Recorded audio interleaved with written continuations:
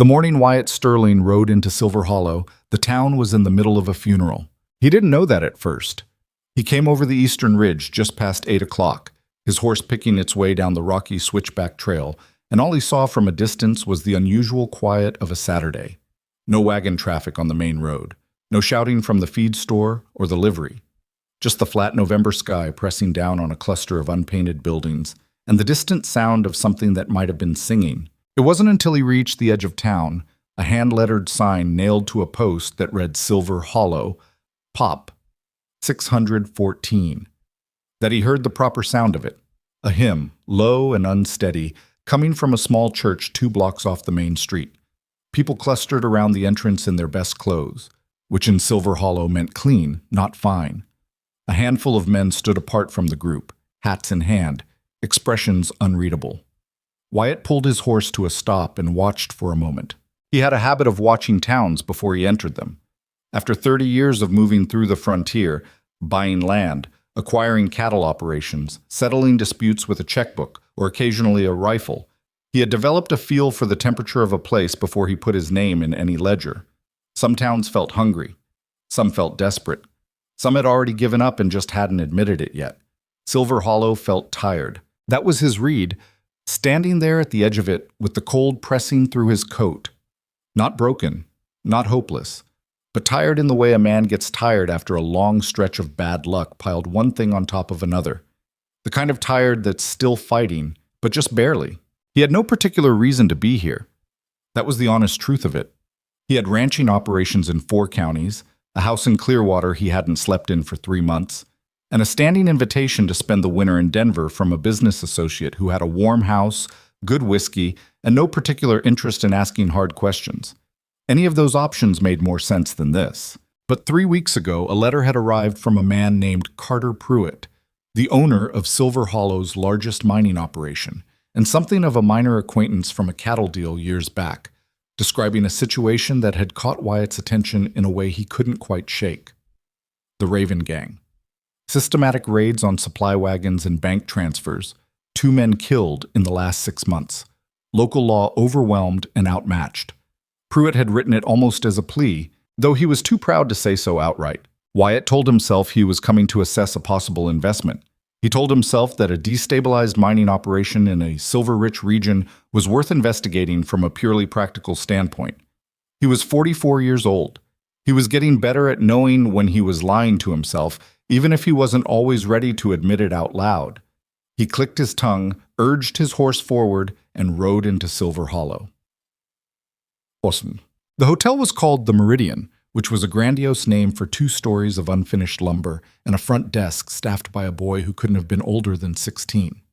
The boy looked up when Wyatt walked in, took in the quality of his coat, the wear on his saddlebags, and the general bearing of a man who had slept in a bedroll for the last 4 nights without complaint, and made a fast calculation. "Best room's the corner on the 2nd floor," the boy said. $1.50 a night. Includes breakfast if you're down before 7. "I'll take it," Wyatt said. "How many nights?" Wyatt set his saddlebags on the floor and rolled his shoulder, which had been aching for the last 100 miles. "Don't know yet." The boy wrote something in his ledger without pressing further. Smart kid. Wyatt signed the register, W. Sterling, Clearwater, and took the key. The room was small and cold, with a window that overlooked the side alley and a bed that had seen better decades. Wyatt dropped his gear, sat on the edge of the mattress, and listened to the town. The funeral gathering was breaking up now. He could hear footsteps on the boardwalk below, the low murmur of conversation, someone crying quietly around a corner. He thought about the letter again. Pruitt had written about the gang with a precision that suggested he'd been frightened enough to pay close attention to detail. They know the routes before we do. They know the schedules. Someone inside is talking. That part had been circled, underlined. Wyatt, if you've got any interest in this region, now is the time. Become quiet. He'd come as quiet as a man of his particular reputation could manage. He changed his shirt, washed his face with the basin water, ice cold, and went downstairs to find something to eat. The saloon that doubled as Silver Hollow's main eating establishment was called Brennan's, and it smelled like wood smoke, coffee, and something that had been stewed for a long time and might have originally been beef. At this hour, just after 9, Most of the tables held the tail end of the funeral crowd. People talking in the low post-ceremony voice that people use when they're not sure whether they should still be sad or whether it's acceptable to move on. Wyatt found a table near the back wall and ordered coffee and whatever was in the pot. He got both without ceremony. He was on his second cup when the door opened and a man came in who had the specific quality of somebody looking for someone particular. He was broad through the chest, maybe 50, with a gray mustache and the kind of deliberate walk that came from years of projecting authority in spaces where authority was contested. He spotted Wyatt immediately. "Sterling," he said, crossing the room and extending his hand. "Carter Pruitt. I saw you ride in." "Pruitt." Wyatt shook his hand. "Hell of a morning to arrive." Pruitt sat down without being invited, which was fine. Wyatt hadn't expected him to wait. "That was Tom Alcott. Ran one of my supply wagons for 8 years. 3 kids." He set his hat on the table and rubbed his face. "Raven boys stopped the wagon on the Ridgeline Road 11 days ago. Tom tried to put up a fight." Wyatt said nothing for a moment. "They take much?" $600 in mining wages and a good man's life." Pruitt's voice was flat in the way that anger sometimes goes flat when it's had time to calcify into something harder. "That's the 3rd incident in 4 months, Wyatt. 3rd one. My operation can absorb the losses, barely. But we've got miners threatening to walk, supply contractors charging double for hazard risk, and a sheriff who's doing his best, but he's one man with 2 deputies against a gang that seems to know everything we're going to do before we do it." "You said in your letter that you think somebody's feeding them information." "I don't think it. I know it. I just can't prove it, and I can't figure out who." Pruitt leaned forward. "I need eyes that aren't known here. And I need capital if we're going to mount any kind of organized response. The town's talked about putting together a proper posse, but nobody can agree on who pays for it or who leads it. And meanwhile—" "Slow down," Wyatt said. "What exactly are you asking me to do?" Pruitt looked at him steadily. "Stay. Look around.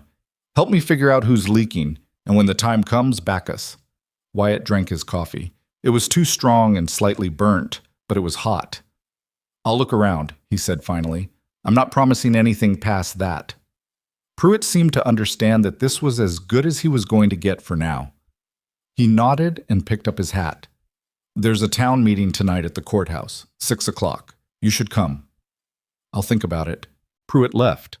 Wyatt ordered another cup of coffee and sat with the noise of the room washing around him and thought about Tom Alcott, who he had never met, and the 3 kids who no longer had a father, and the town that was tired. He spent the afternoon walking Silver Hollow. This was how he had always assessed a new place, not by reading documents or talking to the right people, but by moving through it on foot, paying attention to what he saw with his own eyes rather than through the filter of someone else's account. He'd learned that lesson young and expensively, and had never forgotten it. Silver Hollow sat in a high valley between 2 ridge lines, with a silver creek running through the north end of town that had given the place its name. The main street was about 4 blocks long, anchored by Pruitt's mining supply office on one end and the county sheriff's office on the other, with a general store, 2 saloons, a doctor's office, or something labeled one, a feed and grain operation, a land office, a smithy, and a scattering of smaller enterprises filling the space between. Off the main street, residential blocks spread out in a rough grid that got less organized toward the edges, where newer settlers had put up whatever they could afford in whatever alignment happened to make sense to them. There was a school that was also a church on Sundays. There was a small market that ran on Tuesdays and Fridays. There were chickens in several yards and a dog that followed Wyatt for half a block before losing interest. He noted several things as he walked. The sheriff's office, a man named Harlan Beck, according to Pruitt's letter, had its window boarded up on one side, patched with fresh wood that didn't match the older boards. Recent damage. He filed that away. The bank, which was barely a step up from a reinforced storage room on the corner of Main and 2nd, had 2 men standing outside it who were doing a very deliberate impression of not being guards while being very clearly guards. They were armed and nervous, which was a specific combination that Wyatt had learned to treat with respect. The mining supply office had a new lock on its door. Heavy iron, recently installed, the wood around the fitting still pale where it had been cut. And in several places around town, There were people who watched him with the careful attention of a community that had recently learned to be suspicious of strangers. Not hostile, exactly. More like a town that had been hurt by someone it trusted and was still deciding how to recalibrate. He was on his third pass through the main street, checking the sight lines from the bank toward the sheriff's office, when he heard the commotion from the far end of the block. Not a fight. Something messier and more urgent than that. A voice calling out, and then the sound of something heavy being moved, and then a door banging open. He walked toward it because he was a man who walked toward things. The building at the corner of Main and Elk Street bore a hand-painted sign that read, E. Hartwell, Frontier Medicine and Surgical Care. The door stood open, and from inside came the sound of controlled chaos. The specific quality of noise that happens when someone is trying to work under pressure and also manage other people at the same time. A man was being carried through the door by two other men. He was conscious, but barely. His face the particular gray-white that comes with a lot of blood loss. His right arm wrapped in something that had once been a shirt and was now entirely red. Behind the two men came a woman who was already rolling up her sleeves and calling over her shoulder into the back of the building. "Ruth, get the carbolic and the suture kit, the large needles, and put water on right now. Do not wait for me to ask twice." The woman was perhaps 30, or a little past it. Medium height, dark hair pinned up in the working fashion of someone who had learned through experience that loose hair and open wounds were a bad combination. She had the kind of face that said she'd been outside a great deal in weather that didn't apologize for itself. A few lines at the corners of her eyes, a slight weathering across the nose and cheeks. Her hands moved with practiced certainty. She didn't look at Wyatt. She was already past the door and directing the two men to lay the injured man on a table that had been cleared with a single sweep of her arm. "What happened to him?" she asked, already examining the arm. "Cave in at Pruitt's number 3 shaft," one of the men said. "Rock came down on him. He got his arm out, but—" "I can see what happened to him," she said, not unkindly, just efficiently. "How long ago?" "Maybe 40 minutes. We came fast as we could." "You did fine." She was already unwrapping the makeshift bandage with hands that were steady and deliberate. "You two wait outside, please. I'll have word for you shortly." The men went. The injured man made a sound that wasn't quite a word. "I know," the woman said, her voice dropping to something quieter. "I know it hurts. You're at Elena's. We're going to sort you out." A girl of maybe 17 appeared from the back room with a basin and a kit. She was moving fast but not panicking, which suggested she had done this before. Wyatt stood in the open doorway, outside, watching. Elena Hartwell, he presumed. The name matched the sign. The woman matched nothing he had particularly anticipated. She looked up then, briefly, at the doorway, catching him there, and her expression carried the particular zero patience quality of someone in the middle of a crisis who doesn't have time for spectators. "If you're not bleeding," she said, "close the door on your way out. The cold doesn't help." He stepped back and closed the door. He stood on the boardwalk for a moment, listening to the muffled sounds from inside, her voice directing the girl, and then a lower exchange, and then the particular quiet of focused work. He walked on, but he thought about the steadiness of her hands. The town meeting that evening drew perhaps 60 people into the courthouse, which had been built for half that number and compensated by having no sense of adequate ventilation. Wyatt took a position near the back wall, which had the dual advantage of letting him see the whole room and giving him access to the door if he decided he'd heard enough. Sheriff Harlan Beck stood at the front of the room. He was around 45, lean and deliberate in his movements, with a quality of compressed worry that suggested he was holding himself together through force of habit rather than ease. His star was on his chest, and his hat was in his hands, and when the room settled down enough that he could be heard, he spoke plainly and without preamble. "Most of you know why we're here," Beck said. "Tom Alcott was buried this morning. He's the third man we've lost to Raven activity in the last 4 months. The gang hit Pruitt's payroll wagon on the Ridgeline Road and walked away with $600 and a man's life. I'm not going to dress that up." The room was quiet, in the particular way of people listening hard. "What I can tell you is what I know about these men. The Raven outfit has been working this region for 2 years. They started small, minor thefts, intimidation, and they've grown. I count at least 12 riders now, possibly more. Their leader is a man named Cole Raven. Yes, that's the actual name he goes by. And before you ask, no, I don't know if it's real. And he is careful, organized, and patient. He doesn't move unless he's confident, which means somebody is helping him be confident. That landed in the room like a stone dropping into still water. The ripple went outward, people exchanging glances, shifting in their seats. "You're saying there's a traitor," a man near the front called out. "I'm saying information is getting out," Beck said carefully. "I don't know who, I don't know how, but 3 attacks in 4 months, all on routes and schedules that should have been private, that's not luck." The murmur that went through the room was the sound of a community recalculating who it trusted. Wyatt watched faces. This was the part of his self-imposed assessment process that he found most useful and most uncomfortable. The reading of people under pressure. You could learn an enormous amount about a person by watching them hear news they didn't want to hear. The ones who went immediately to anger. The ones who went quiet. The ones who started looking at their neighbors sideways. He saw all three, distributed unevenly around the room. He also saw Elena Hartwell, standing near the left wall with the young woman who had been her assistant, Ruth, he remembered, and she was watching Beck with an expression of someone who was already 3 steps ahead in her thinking. She didn't look surprised by the traitor comment. She looked frustrated, which was different. Beck was still talking proposals for a posse. Problems with funding. The need for coordination with the county marshal's office, which was 4 days' ride away and had its own problems.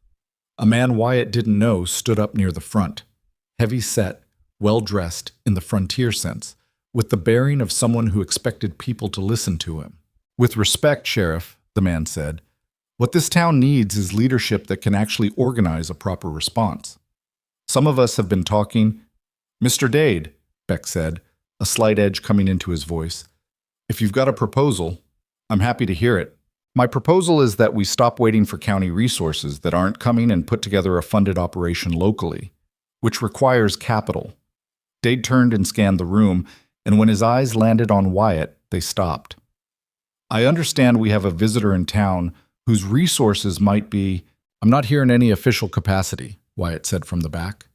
He kept his voice even and his posture easy. He'd spent 30 years navigating rooms where people wanted to use his money as a lever, and he had developed a very calibrated way of declining without making enemies. "I'm here looking at the region for possible ranching investment. Nothing more than that." The room looked at him. He looked back. Elena Hartwell looked at him too. Her expression didn't change, exactly, but something in it sharpened, the way an eye sharpens when it's reassessing something. Yeah. He walked back to the hotel after the meeting through air that had dropped 15 degrees since sundown and smelled like the snow that was probably coming. The streets were mostly empty now, the saloons lit and audible, but the boardwalks clear. He was about half a block from the Meridian when he heard footsteps behind him, deliberate, not trying to be quiet. He turned. It was Elena Hartwell.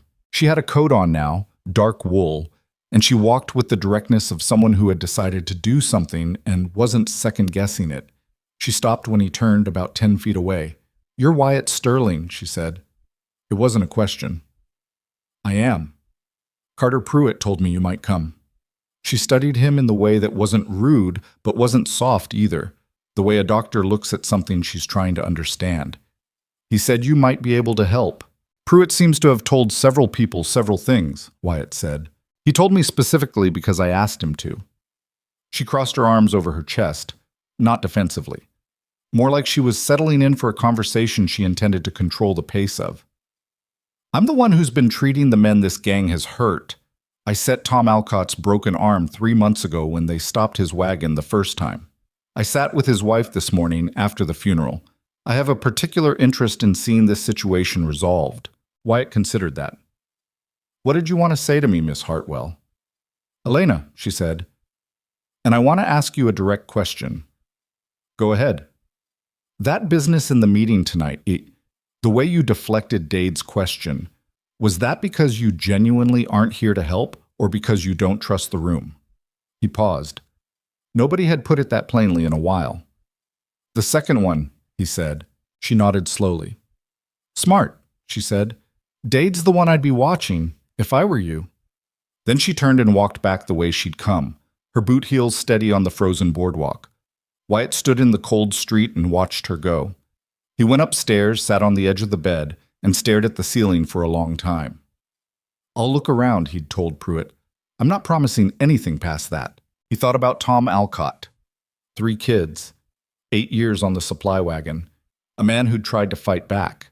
He thought about Elena Hartwell's hands moving over an injured arm with that particular unhurried steadiness, and the way she'd said, "You're at Elena's, we're going to sort you out," like she said it often enough that it had become a kind of promise.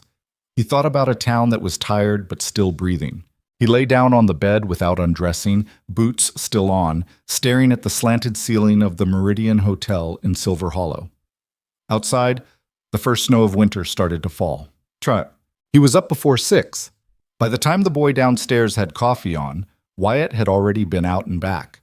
2 circuits of the town's perimeter in the gray pre-dawn, noting the exits and the approaches, the sight lines from the ridge to the south, the narrow canyon road to the west that Pruitt had mentioned in his letter as the primary route the gang had used. He had a map in his head now, rough but functional, and a growing list of things that didn't add up. He was on his second cup of coffee at the back table of Brennan's when Carter Pruitt came in and sat down across from him without being asked, which was becoming their established rhythm. "You went out early," Pruitt said. "I walk when I'm thinking." "Anything useful?" Wyatt wrapped both hands around his cup. "The canyon road to the west. How many people know in advance when payroll transfers are scheduled?" Pruitt frowned. "Officially? Me, my operations manager, a man named Stills, the bank manager Calhoun, and Sheriff Beck, and whoever Beck chooses to inform. Unofficially," he spread his hands, "a supply transfer of that size is hard to move without some preparation. People notice, drivers know, stable hands know." "Too many people," Wyatt said. "Yes." "Your man Stills, how long has he worked for you?" Pruitt's jaw tightened slightly. 4 years. "And before Silver Hollow?" "He came out of Ridgemont with solid references." "References you checked?" "References I—" Pruitt stopped. Something crossed his face. "I wrote to 2 of them. Both replied." "Both in the same handwriting?" Long pause. "I don't remember," Pruitt said slowly. Wyatt looked at his coffee. "I'm not saying it's him. I'm saying start there." Pruitt sat back in his chair and looked like a man who had just had a very familiar rug pulled out from under him in a new and specific way. "If it is Stills, then you don't tip your hand. You find a reason to change the routing procedure, something that doesn't make the change look deliberate. And you do it in a way that only 1 or 2 people know the actual route in advance." Wyatt paused. "I've dealt with this kind of leak before. In cattle operations, when somebody's selling your auction prices to a competitor, the method is the same. You run clean information past the people you trust and contaminated information past the people you're testing." Pruitt was quiet for a moment. "You've done this before." "I've had a lot of expensive lessons." Outside, the snow that had started last night had left a thin, clean coat on the street, and the morning light was the particular sharp white of a winter day that intended to be cold and honest about it. People were starting to appear on the boardwalks. A woman with a basket heading toward the market, 2 men in mining gear heading toward Pruitt's operation on the edge of town, a boy running an errand with the focused speed of youth, and then Elena Hartwell walking toward her office from the direction of the residential blocks, a bag over one shoulder and her coat buttoned to the throat. She walked the way she did everything, apparently, with a directness that suggested she had a destination and an intention and wasn't inviting interruption, but wasn't unfriendly about it either. She passed Brennan's window, didn't look in. "Tell me about her," Wyatt said. Pruitt followed his gaze and then looked back at Wyatt with an expression that managed to be simultaneously unsurprised and somewhat amused. "Elena Hartwell. She told me to watch Dade. Did she?" Pruitt was quiet for a moment. "She's the best medical person we've had in this region in 10 years, possibly ever. Trained in Philadelphia, proper surgical education, not just frontier remedies. And came west 4 years ago. Opened her practice the same year I expanded the mine operation, which was convenient for everyone." He paused. "Why she came west is her business. She doesn't talk about it. But she's the one who held this community together during the fever outbreak 2 years ago. She worked 18-hour days for 3 weeks. People remember that." "Is she right? About Dade?" Pruitt considered. Martin Dade owns a significant piece of the land around the canyon road. If the mining operation weakens, if I'm forced to suspend operations or sell, he's positioned to pick up a lot of that territory at a discount. He's been buying adjacent land for 2 years. He spread his hands. That doesn't make him a criminal, but Elena's instincts are generally sound, and she's been watching him more closely than I have. Wyatt set down his cup, set up that meeting you mentioned last night, the smaller one, the people you actually trust. Tonight. At the mine office? Somewhere less obvious. My house, then. Pruitt paused. I'll invite Elena. She's already in the middle of this whether anyone planned it that way or not. The snow didn't deepen much through the day, just settled into a thin, persistent cold that kept people moving briskly and made conversations shorter than they might otherwise have been. Wyatt spent the morning making himself visible in a mild, unassuming way, stopping at the general store for supplies he didn't particularly need, passing time at the land office under the pretext of inquiring about ranching territory in the region, eating lunch at Brennan's where he could listen to the natural circulation of town talk without appearing to listen. What he heard, in pieces and fragments, built a picture. The Raven Gang had been operating in the surrounding territory for almost 2.5 years. They were organized, not a loose collection of outlaws, but something with structure and planning. 3 major strikes in the past 4 months, all on high-value targets. A supply transfer, a mine payroll, and a bank courier whose route had been known to no more than 5 people. The town was afraid, but it was also angry, and the combination was making people careless with their words. He heard 3 separate theories about who might be the leak. Stills, a deputy named Marsh who'd arrived in town 6 months ago, a man who worked the night shift at the bank. And none of the theorizers seemed to realize that if they were sharing these theories in a public saloon, they were probably sharing them with whoever it was they were theorizing about. He also heard, in a conversation between 2 women at the general store who hadn't noticed him by the seed display, that Elena Hartwell had been receiving threats. 2 weeks now, one woman said. She won't talk about it. But Ruth told my sister that there's been notes under the door. Stop asking questions or something like that. And she just... The woman shook her head. You know how she is? Just kept working. She should leave, the other woman said. She won't. No, the first woman agreed. She won't. Wyatt bought his unnecessary supplies and walked back to the hotel with a new piece of the picture fitted into place. Elena Hartwell had been asking questions. Somebody had noticed, and that somebody was close enough to put notes under her door, which meant they were inside the town, not out on the ridge with the Raven outfit, which brought it back to the leak. The person inside. He sat in his hotel room with a piece of paper and a pencil and wrote down what he knew and what he suspected and what he needed to find out. And when he was done, he had a list that was longer than he'd hoped, and a knot of something in his chest that wasn't quite worry and wasn't quite anticipation, but lived somewhere between the two.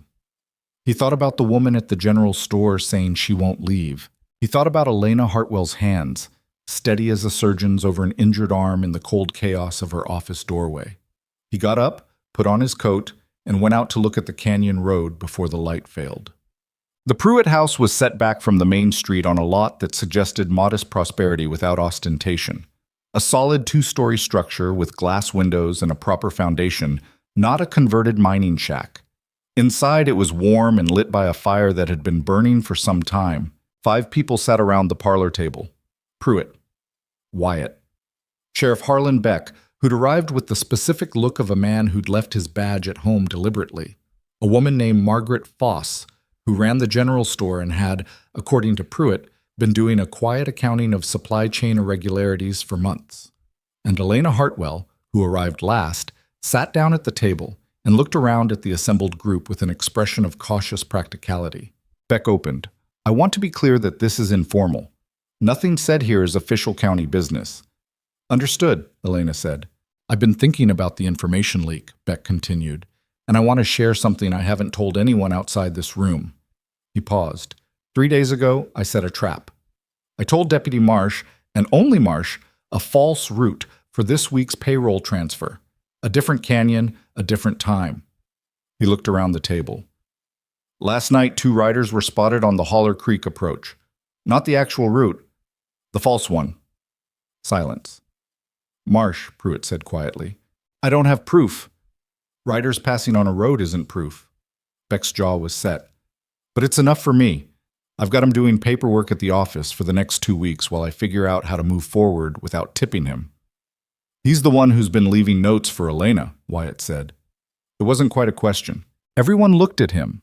Elena looked at him with the specific quality of someone hearing a thing they already suspected said aloud by someone who had gotten there independently.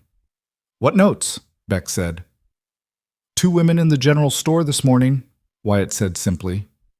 Elena's mouth tightened slightly. I didn't report it because I didn't want to give whoever was doing it the satisfaction of knowing it was working. Elena, Beck said, with the patience of a man who had dealt with her on this kind of thing before, if someone is threatening you, I know, Harlan, I know. She smoothed her hands flat on the table. But we've been going in circles on this for months. Now we have something. Marsh is the leak. You have a test that points to him. So the question is, what do we do about it? That was the question, and they stayed with it for the next 2 hours. What emerged, slowly, and through a great deal of disagreement and backtracking, was the beginning of a plan. It had 3 pieces. The first was managing the information flow through Marsh in a way that could be used to mislead the Raven Gang about timing and routes. The second was building a proper response capability, a posse with real numbers and real coordination, funded by Pruitt and organized through Beck's authority, trained quietly over the next 3 to 4 weeks. The third was the problem of Martin Dade, who might be connected to the gang at a financial level, and who needed to be watched without knowing he was being watched. Wyatt contributed to each piece without taking over, which was a balance he'd had to practice. Rich men had a habit of throwing money at problems and expecting that to settle things, and it sometimes led them to forget that the people they were throwing money past had knowledge and judgment that money couldn't duplicate. Elena Hartwell, he noticed, had a gift for cutting through the noise in a discussion and identifying the load-bearing point, the thing that, if it was wrong, made the rest of the plan fall apart. She did it twice. Once when she pointed out that a posse trained in a predictable location would be observed and reported to Marsh, and once when she identified that the plan to move a dummy payroll required someone with enough credibility that the gang would trust the intelligence. Whoever acts as the decoy, she said, needs to be someone Marsh genuinely believes is planning a real transfer, not someone he's suspicious of. That would be me, Pruitt said. With respect, Carter, he knows you well enough to read you. She paused. It would need to be someone new, someone Marsh doesn't have a baseline for. Her eyes moved to Wyatt. Wyatt looked back at her. I'm supposedly here looking at ranching territory. Exactly, she said. A man like you transferring funds to secure a land deal would be entirely plausible. Marsh wouldn't know enough about your habits to read whether it was real. That puts him on a road where the gang thinks there's money, Wyatt said. Yes, with me on it. We'd have people positioned before you went. Beck can organize that without Marsh knowing. She met his eyes steadily. It's a risk. It is, he agreed. He thought about it. The room was quiet. All right, he said. They left the Pruitt house in 1s and 2s, careful about it. Beck went first. Foss second. Pruitt stayed inside while the others departed. Wyatt and Elena found themselves on the front path at the same time, their breath visible in the frozen air. The notes, Wyatt said, without making it a big thing. She adjusted her coat collar. 3 of them. Slipped under the office door. Stop asking questions. Mind your business. Last warning. Her tone was flat, but not dismissive. More like she had been deliberate about removing the emotion from it so she could examine it clearly. I've been asking around for months. Who knew Tom Alcott's route? Whether the bank schedules were being discussed in public. The usual questions that people talk about in a town this size without thinking. And Marsh noticed. She started walking. He fell into step beside her, which felt natural in a way he noticed without dwelling on. I'm not frightened of him, for what it's worth. He's a coward operating on behalf of somebody else. Cowards stop when the thing they're enabling falls apart. That's a fairly optimistic read. It's a practical one. Panic the structure and the individual rats scatter. She glanced at him sideways. How long have you been running operations like this? Like what? Infiltration of a corrupt supply chain, using false information to identify the leak. This isn't your first time. No, he said.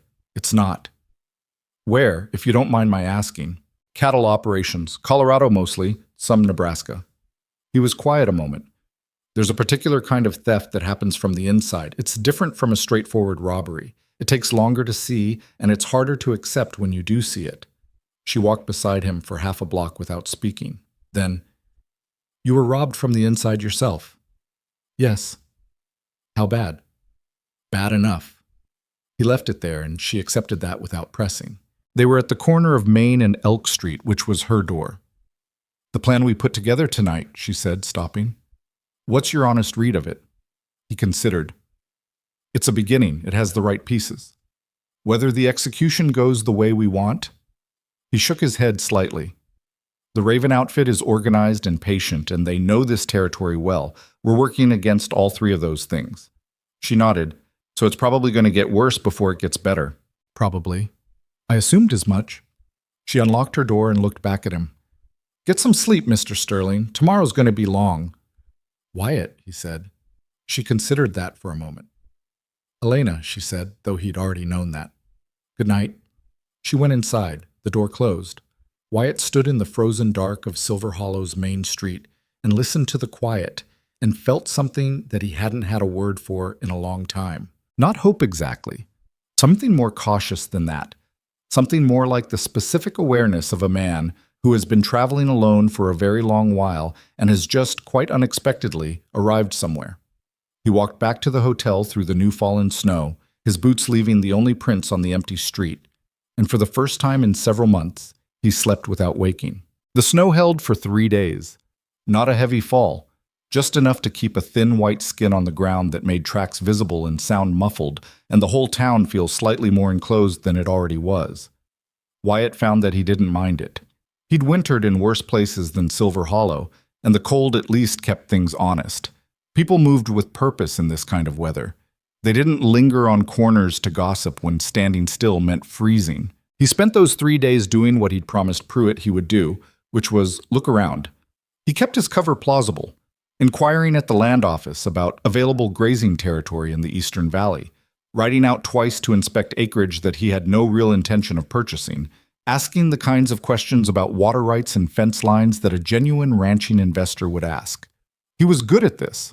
He had spent enough years buying and selling and negotiating in enough different contexts that he could pull on the performance like a coat and wear it without it feeling like a lie, exactly. More like a practical selection of which true things to present. Deputy Marsh, he noticed, was paying attention to him. Not obviously. The man was careful enough that it had taken him months to identify, which was a particular kind of patience that Wyatt respected even while finding it dangerous. But Marsh had a tell. When he was focused on someone, he stopped making eye contact with them entirely. Not avoidance, more like the deliberate non-attention of a man who knew that staring was the thing that got you caught. He looked past Wyatt in Brennan's. He looked past him on the street. He was, in the language of a man who had spent years watching people under pressure, working very hard at the wrong kind of invisible. Wyatt logged it and said nothing and kept moving.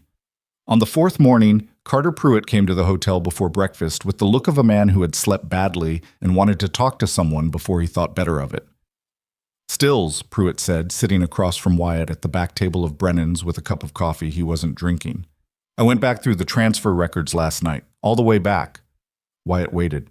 Every one of the 3 major incidents, the times the gang hit us clean, Stills had submitted paperwork 2 to 3 days before, authorization forms for the transfer.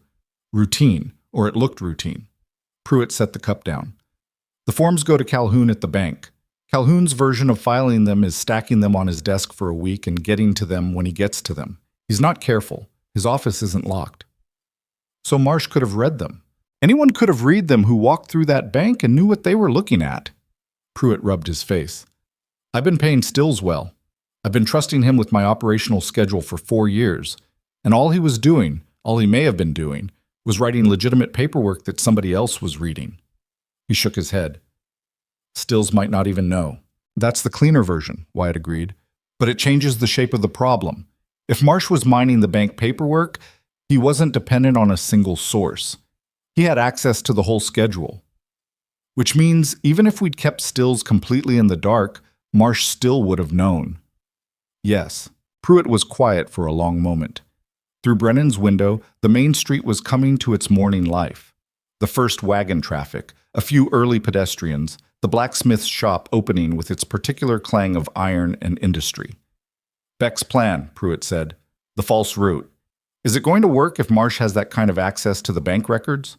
"Only if we put the false information somewhere that looks like a real document, something Marsh would find on his own, in a place he'd expect to find it." Wyatt turned his coffee cup in his hands. "I need to talk to Calhoun." "Calhoun is—" Pruitt hesitated. "He's not the sharpest man, but he's honest. I'm fairly confident he's not part of this." "I'm not saying he is. I'm saying I need him to leave a specific piece of paper on his desk at a specific time." Wyatt paused. "Can you arrange an introduction without it looking like an introduction?" "I can take you to the bank this morning under the pretense of discussing my operating credit." "Good." They finished their coffee and went. Down. The Silver Hollow Bank was, as Wyatt had noted on his first walk through town, barely a reinforced room. A solid counter of heavy oak, a safe that had been brought in at considerable expense, and an office behind it where Calhoun operated behind a desk that had, as Pruitt had described, approximately 3 inches of visible surface beneath a working archaeology of papers and ledgers. Calhoun himself was a compact man in his 50s with spectacles and ink-stained fingers, and the particular distracted quality of someone whose mind was always slightly ahead of his body. He shook Wyatt's hand without seeming to fully register him, and then got into an involved discussion with Pruitt about interest rates while Wyatt stood to one side and looked around the office with the mild, unfocused attention of a bored visitor. The desk was accessible. The papers were accessible. A man who knew what he was looking for and had 30 seconds in this office alone would find whatever was left here to find. When Calhoun paused for breath, Wyatt said pleasantly, "Mr. Calhoun, I may be looking to move some funds in the next week or two as part of a land acquisition. Pruitt mentioned you handle private transfers." Calhoun blinked at him and refocused. "Yes, certainly. What sort of sum are we talking about?" "Substantial. I'll know the exact figure once I've completed my survey of the Eastern Valley parcels." Wyatt named an approximate number that was large enough to be credible and specific enough to be realistic. He watched Calhoun write it on a notepad without being asked. "I'd expect to have the transfer arranged by end of next week." "We can certainly accommodate—" "I'll come in with the specifics when I have them," Wyatt said. "No urgency yet." He smiled pleasantly, said something complimentary about the weather, which required invention, given the weather, and they left. On the boardwalk outside, Pruitt looked at him sideways. "You just gave Calhoun a number to write down." "I did. And he'll probably leave it sitting on his desk." "He will," Wyatt agreed, "and Marsh will find it. And when the false transfer document shows up with that same number on a specific date and route, it'll look like a real operation with a paper trail behind it." Pruitt absorbed this. "When did you figure that out?" "About 30 seconds into looking at his desk." They walked on. The cold had eased slightly with a high, thin sun that gave light without warmth, and the town looked marginally less gray for it. People were out, and the particular sound of a mining town mid-morning was distinct. The distant thump and scrape of the operation on the north edge of town. Wagon wheels on frozen ruts, men calling to one another across the gap between buildings. "I need to set a time," Wyatt said. "With Beck. The decoy transfer needs a date, a route, a realistic number of riders escorting it. Enough that it looks worth hitting, but not so many that it looks like a trap." 2 weeks? Closer to 10 days. Long enough to let the information circulate naturally through Marsh. Short enough that we don't give them time to overthink it. He paused. "And Beck needs to have his people positioned 3 days before, not the night before. I want them in place and settled before Marsh has anything specific to report." "I'll talk to him tonight." That afternoon, Wyatt was crossing the main street from the land office back toward the hotel when he heard Elena Hartwell's voice, not calling to him, but elevated in a way that carried. He followed it around the side of her building and found her in a confrontation that she was clearly winning on points but losing on volume. The man she was talking to was large, red-faced from cold or temper or some combination, and wearing the look of someone who had expected compliance and received the opposite. Wyatt didn't recognize him, but the way the man was standing, weight forward, arms slightly out from his sides, was the language of someone trying to fill space. "Not your business what I do with my own men," the man was saying. Your man came to me with 3 broken ribs and a hand that's going to need 6 weeks to heal properly, Elena said. Her voice was sharp and controlled. Whether that's your business or not, the injury is. What happened to him? He's clumsy. He told me he fell. Then he fell. Mr. She stopped. I don't know your name. Keeps it that way, the man said, which was an odd construction that told Wyatt he was not a naturally articulate person trying to project more intelligence than he had. You just worry about patching people up and leave the rest alone. The rest is what keeps people from needing to be patched up, Elena said evenly. That's rather the point of... The man stepped closer to her, not touching, but close enough that it was a message. Wyatt was across the narrow alley in about 4 steps. He didn't make it a dramatic entrance. He just appeared in the space beside Elena and stood there, and the quality of the man's attention shifted immediately from Elena to Wyatt with the calculation of someone recalculating what he was dealing with. Problem? Wyatt said. The word was quiet. Not a threat, more like a genuine question from a man who was prepared for any answer he might receive. The large man looked at him, took in the coat, the build, the particular quality of stillness that Wyatt had developed over 44 years of frontier living that told most people they were dealing with someone who had been in difficult situations before and had not been the one who came off worse. No problem, the man said. He looked once more at Elena, a look she met without flinching, and then walked away around the front of the building. Silence. Elena let out a breath that she had evidently been controlling. I had that, she said. I know you did. He was going to leave. Probably. Wyatt looked in the direction the man had gone. Who was that?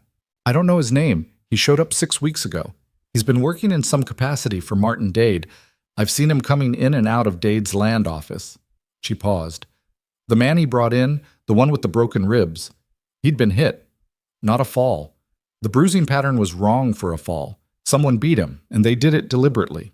Wyatt looked at her. One of Dade's men was beaten by another of Dade's men. That's what the injury says. Her voice was clinical, but there was something underneath it. I don't know what to do with that, except to know it. Tell Beck. I will. She pulled her coat tighter and looked down the alley toward the main street. The man who just left, he's been past my office 3 times in the last week, just walking past. Slowly. She said it matter-of-factly, like she was reading a symptom rather than confessing a fear. Wyatt felt the thing in his chest that had started when he'd first seen her hand steady over that injured arm, and it was not a comfortable feeling exactly. It was the feeling of caring about something he had not planned to care about. Don't walk to the Pruitt house alone tonight, he said. She looked at him with the expression of a woman who had survived 4 years on the frontier by her own competence and was not automatically grateful for instructions. I wasn't planning to. Good. She went back inside. He stood in the alley for a moment longer, looking at the direction the large man had gone, and thought about Martin Dade and what kind of operation required someone to put fear into their own workers. The meeting that evening at Pruitt's was smaller, just Beck, Wyatt, and Pruitt himself, with Elena joining shortly after the others had arrived. She came in carrying the bag she always seemed to have with her, set it by the door, sat down and said, Before we start, the man who confronted me this afternoon. Large, no name given. He works for Dade. I believe he's been conducting some kind of internal intimidation within Dade's operation. Beck absorbed this without visible surprise, which suggested he had been gathering his own pieces. Dade's been quiet, Beck said. Too quiet, frankly, for a man who was making noise in that town meeting about organizing a response to the gang. He made noise because he wanted to know what resources would be brought to bear, Wyatt said. And when I declined to commit publicly, the noise stopped. He's waiting, Elena said. For what? Pruitt asked. For the operation to break, she said. Carter, if the mining operation fails, if you're forced to contract, suspend shifts, sell territory, who benefits most from the land redistribution? Dade, Pruitt said quietly. By how much? Pruitt was quiet for a moment, doing a private calculation that seemed to become more uncomfortable the longer it went on. He's positioned adjacent to 3 of my 4 major shafts. If I sold at distressed prices, which is what I'd be doing if the operation was in real trouble, he could pick up the corridor land for a fraction of its value. He paused. And the silver in that corridor is worth a great deal, Wyatt finished. Yes, Beck leaned back in his chair. So Dade potentially arranged for the gang to destabilize the operation. Through Marsh, through feeding information, with the long game being a forced sale. That's a significant allegation, Pruitt said. It's a significant pattern, Wyatt said. Allegation is Beck's department. Beck nodded slowly. And right now I can't prove any of it. I've got Marsh's behavior pointing toward him as the leak. I've got Dade positioned to benefit. I've got a large man making threatening noises at Elena. He spread his hands on the table. What I don't have is a line from Dade to Raven. Someone is paying the gang, Elena said. They're organized. They have good intelligence. That kind of operation costs money, and it costs coordination. They're not funding themselves purely on what they steal. The amounts don't add up for that level of organization. You've done math on this, Wyatt said. She gave him a look that wasn't quite impatient, but was adjacent to it. I've been trying to make sense of this for months. Yes, I've done math on it. Beck was quiet, thinking. The decoy transfer, Wyatt said, bringing it back. 10 days. I want to use that not just to identify the route Marsh signals, but to see where the gang stations itself. If we can observe their approach without engaging, we learn how they move, how many riders, where their staging point is. He paused. Because when we do engage, and we will need to engage properly with a proper posse, we need to know the terrain on their terms, not ours. You're not planning to use the decoy transfer as the takedown, Elena said. No, the decoy is information gathering. The takedown is a separate operation with better preparation. She nodded. That's the right call. They talked for another hour, working out the specifics of the decoy, the route, the staging of Beck's people in observation positions, the chain of information through Calhoun's desk to Marsh to presumably the gang. It was detailed and careful work, the kind that required everyone in the room to hold multiple variables in mind simultaneously, and by the end of it, Wyatt had a particular respect for the quality of thinking at this table. Elena contributed 2 things that materially improved the plan. One was the suggestion that Beck's observers travel in by a route that Marsh couldn't monitor, a back trail through the northern ridge that came out above the canyon road and hadn't been used regularly in 2 years. The second was that the decoy transfer rider should be someone the gang had never seen, which eliminated Pruitt's drivers and Beck's deputies and pointed firmly to Wyatt himself. You keep coming back to putting me on that road, Wyatt said. You're the only person in this room they don't know, she said. I'm also the person funding this operation. I know. She didn't flinch. That's also why it has to be you. The document on Calhoun's desk references your transfer. The story has to be consistent all the way through. If a stranger rides with a different face, Marsh will notice the inconsistency. Wyatt looked at her steadily for a moment. She's right, Beck said. I know she's right, Wyatt said. He had known she was right before she'd finished saying it. I just wanted someone to acknowledge the specific nature of what's being asked. Noted, Elena said, and there was something in her voice that was not quite humor, but was the close cousin of it. In the days that followed, Silver Hollow continued its ordinary life around the edges of what was being quietly prepared inside it. The mine ran its shifts. Brennan's opened and closed and opened again. The snow thinned and then thinned again, indecisive about winter. The boy at the Meridian Hotel began leaving Wyatt's coffee outside his door in the mornings without being asked, which was a small thing, but the kind of small thing that told you a community was registering your presence. Wyatt kept his rhythm, the morning walks, the measured appearances at the land office, the occasional visit to Brennan's at the right times to be visible without being conspicuous. He was watching Marsh. Marsh was watching him. They were conducting an elaborate mutual surveillance that neither man acknowledged, a slow circling that had the quality of something that could not go on indefinitely without coming to a point. He also found himself, in the course of the days, passing Elena Hartwell's office at times that he could tell himself were incidental, and which he privately knew were not. She was always working. Early mornings, she was there before he'd done his first circuit of the streets. Late evenings, her lamp was one of the last lit on the main block. 2 days after the Pruitt meeting, he came past at mid-morning during a break in his land office charade and found her on the boardwalk outside her door, sitting on the step with a cup of something hot and her coat pulled around her, looking at the street with the expression of someone who had earned 30 minutes of not moving. He slowed without stopping. "Take a minute," she said, without looking at him. "You've been circling this block 3 times a day, and it's starting to look like a habit." He stopped. "You've been counting. I'm observant. It's professionally useful." She shifted slightly on the step. There wasn't room for 2 people to sit, but she moved in a way that suggested the space was available if someone wanted it. He didn't take the hint. Instead, he leaned against the post at the edge of the boardwalk and looked at the street alongside her. "How's your patient?" he said. "The one with the broken ribs?" "Recovering, slowly. He's not talking about what happened." She drank from her cup. "He's afraid. More afraid of something than of walking around with ribs that aren't healed." "That tells you something." "It tells me that whatever date is running, or whoever is using date as a front, I'm not even certain he's the top of it. The level of control is significant enough that a man with broken ribs is still more frightened of talking than he is of staying quiet." She paused. "That's not a small operation." "No," Wyatt agreed. She looked at him sideways. "Well, what are you thinking about?" "The canyon." He'd been out to the west end of the valley road twice more, on foot, studying the approach and the terrain. The approach from the south ridge. If I were running that kind of ambush and I wanted to be sure of the timing, I'd stage 2 riders about a mile back with a signal system. Visual, not sound. Fire or mirror flash. The main group holds out of sight until the confirmation comes. "You've been to the canyon?"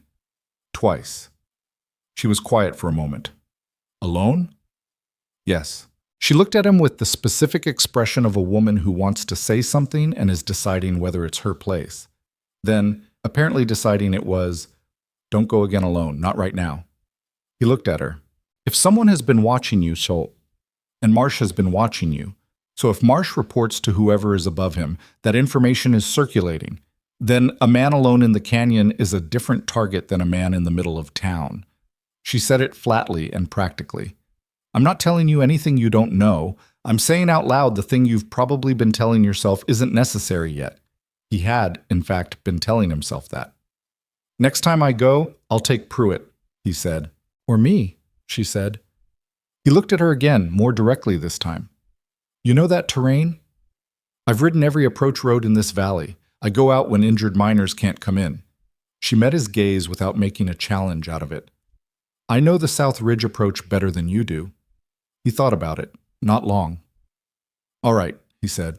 A woman came out of the general store across the street with an armful of goods and made the brief, economical nod of acknowledgement that people in small towns use when they're pretending not to have noticed who is talking to whom and where.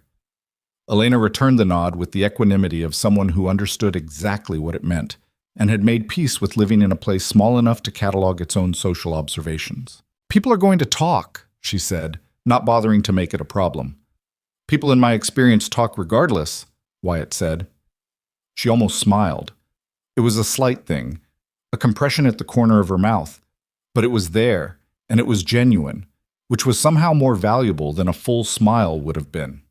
She stood, brushed the cold from her coat, and went back inside. He went back to his land office fiction.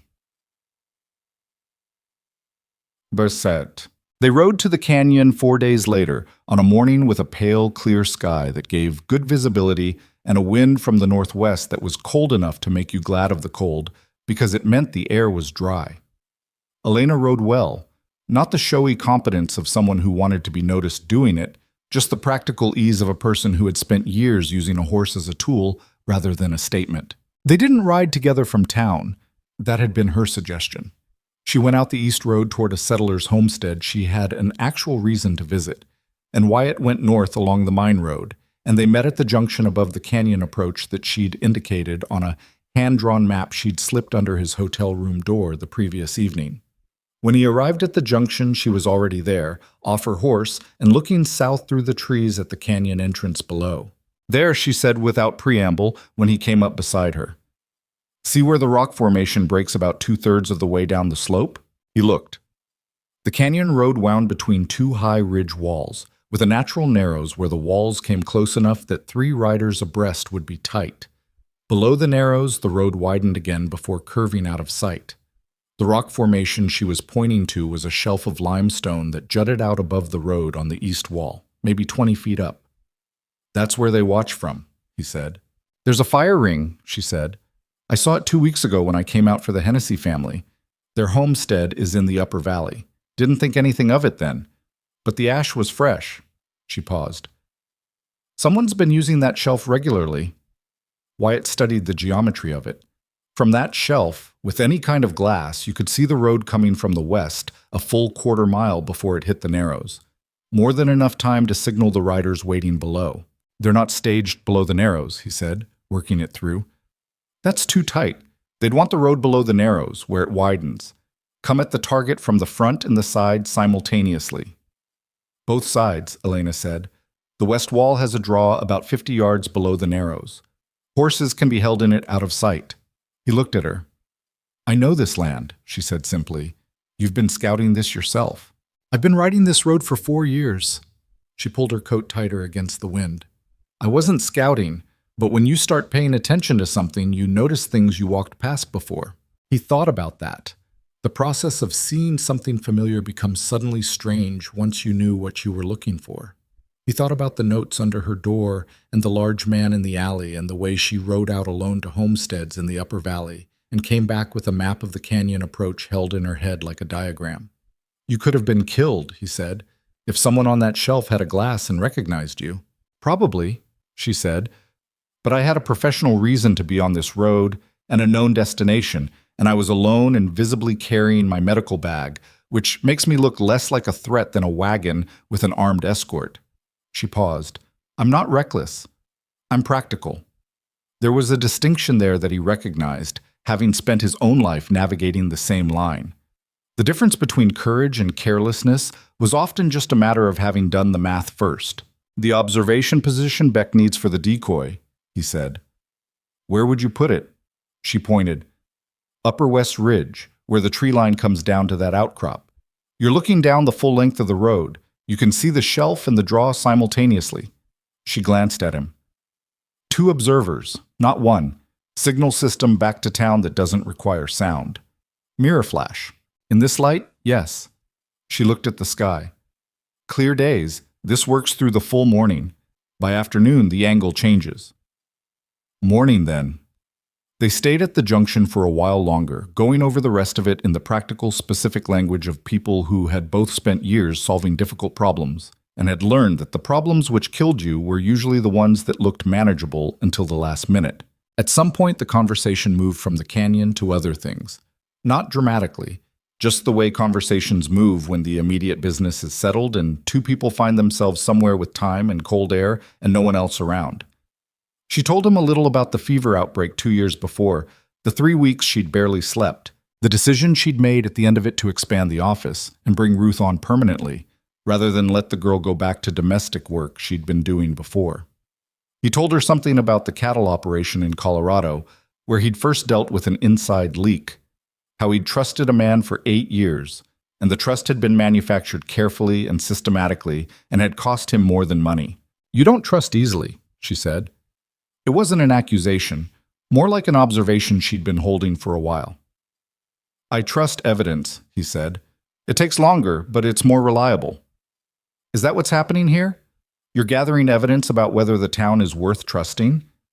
He thought about the question honestly, which was more honest than he usually got with himself. "I'm gathering evidence about whether my being here makes sense," he said. "It's not quite the same thing." She was quiet for a moment.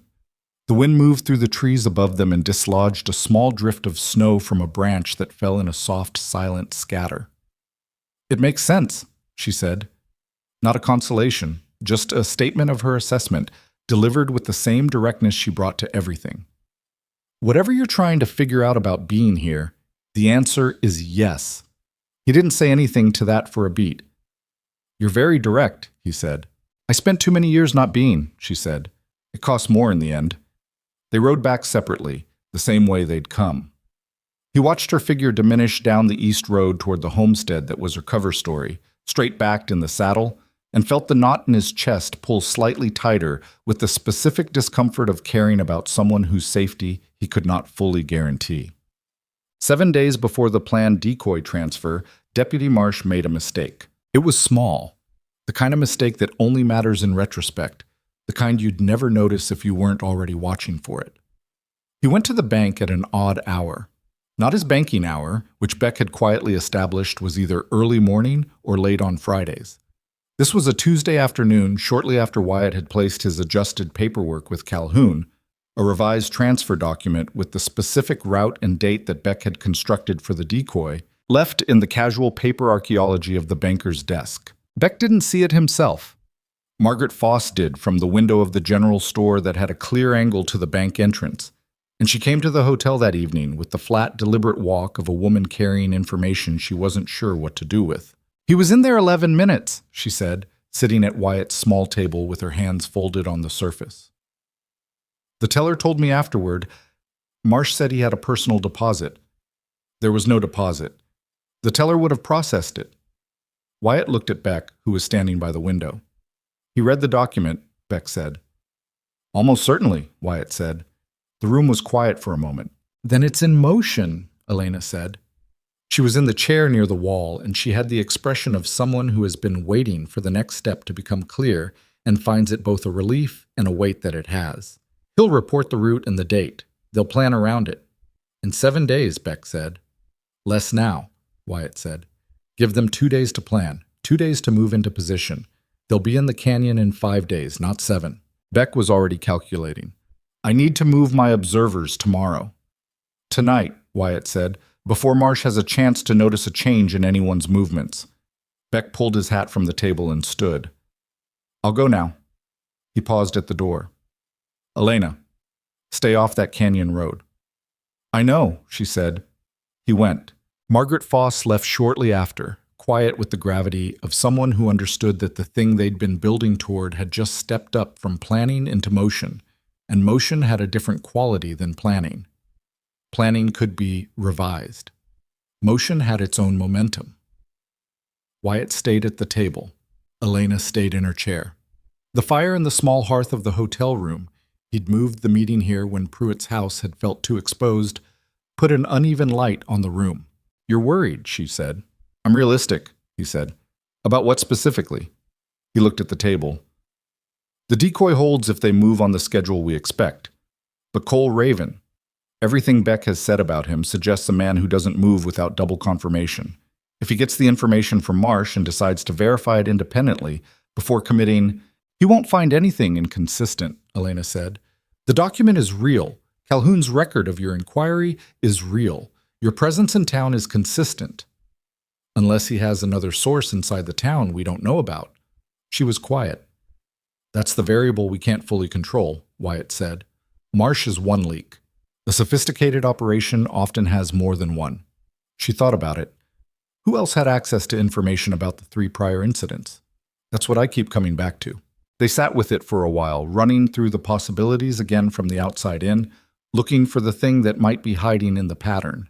It was late when they finished, later than either of them had intended, and when Wyatt became aware of the hour, it came with a slight jolt at finding it natural to still be sitting here, working through a problem together, in a way that didn't feel like strategy and didn't feel like the professional distance of 2 people with a shared interest.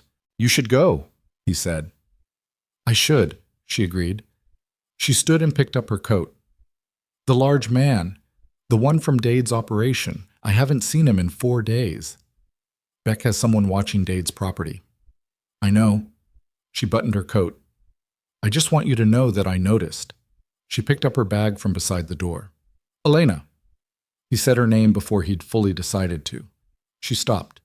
Take the inside streets back. She looked at him for a moment with the expression of a woman who had spent 4 years learning precisely what she needed from other people and precisely what she could do without, and was in the process of recalibrating that second category. I will, she said, and she went. He sat alone in the hotel room with the fire burning down and the sound of Silver Hollow settling into its cold nighttime quiet, and the weight of the next 5 days sitting on his chest like something he had chosen to carry because he had finally found something worth choosing. Outside, somewhere in the dark at the western edge of the valley, the canyon road lay still and waiting, and in the pine-thick draws above it, Beck's men were moving quietly into position, and whatever was coming now, and there was no more planning left to do. The 5 days passed the way dangerous things often do, quietly, and then all at once. Beck's observers moved into position on the Upper West Ridge without incident, taking the back trail Elena had identified above the canyon road.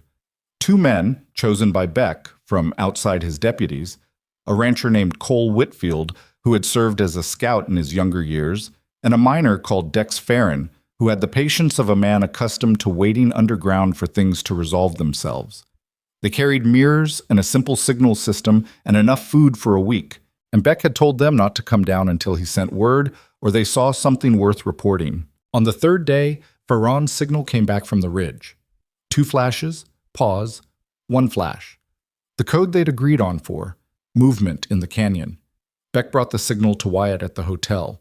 It was just past noon, and Wyatt had been going through the motions of his land survey fiction with a thoroughness that was starting to feel insulting to his own intelligence. "They're positioning," Wyatt said. 2 days ahead of the transfer date, Beck said. "They're careful." Wyatt set down the paperwork he'd been pretending to read. "How many riders did Farron see?" "The signal system doesn't have a count. He'll tell us when he comes down." Beck sat across from him. "This confirms it. Marsh fed them the information. They're moving on the exact route and timing." "Which means we move tonight, not tomorrow." Beck nodded. He had the look of a man who had been preparing for action for weeks and was now facing the specific reality of it with his eyes open.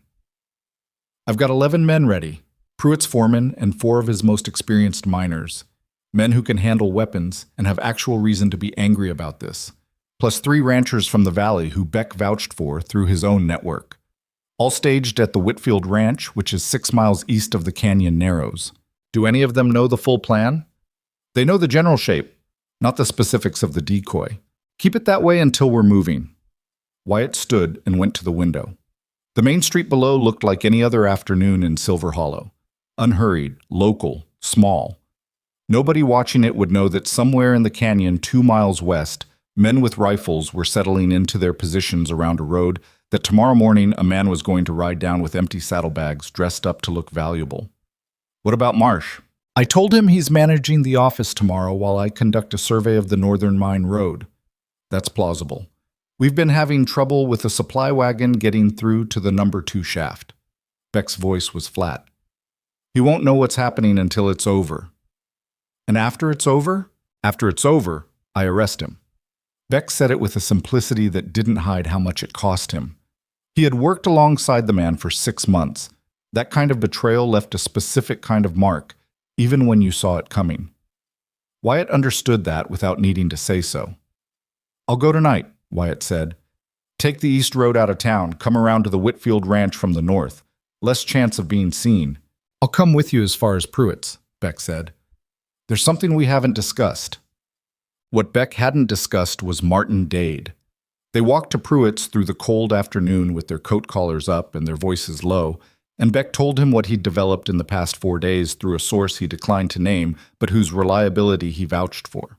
Dade had 3 years prior been involved in a land scheme in a county 200 miles north that had gone badly wrong.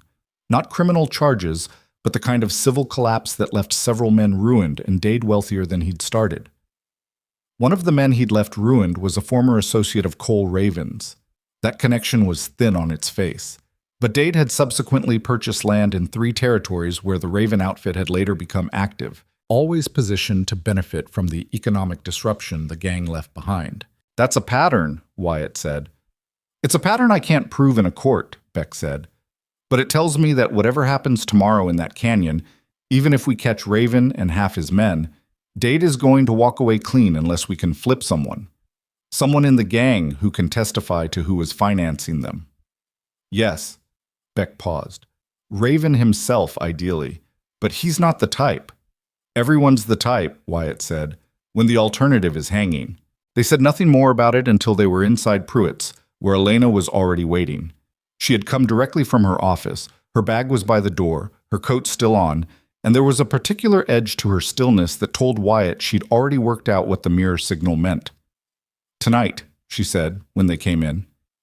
"Tonight," Wyatt confirmed. She nodded once, then, "I want to be positioned at the Whitfield Ranch, not in the canyon. I'm not arguing that. But when the shooting's done and men come back injured, I want to be within 10 minutes of them, not 40.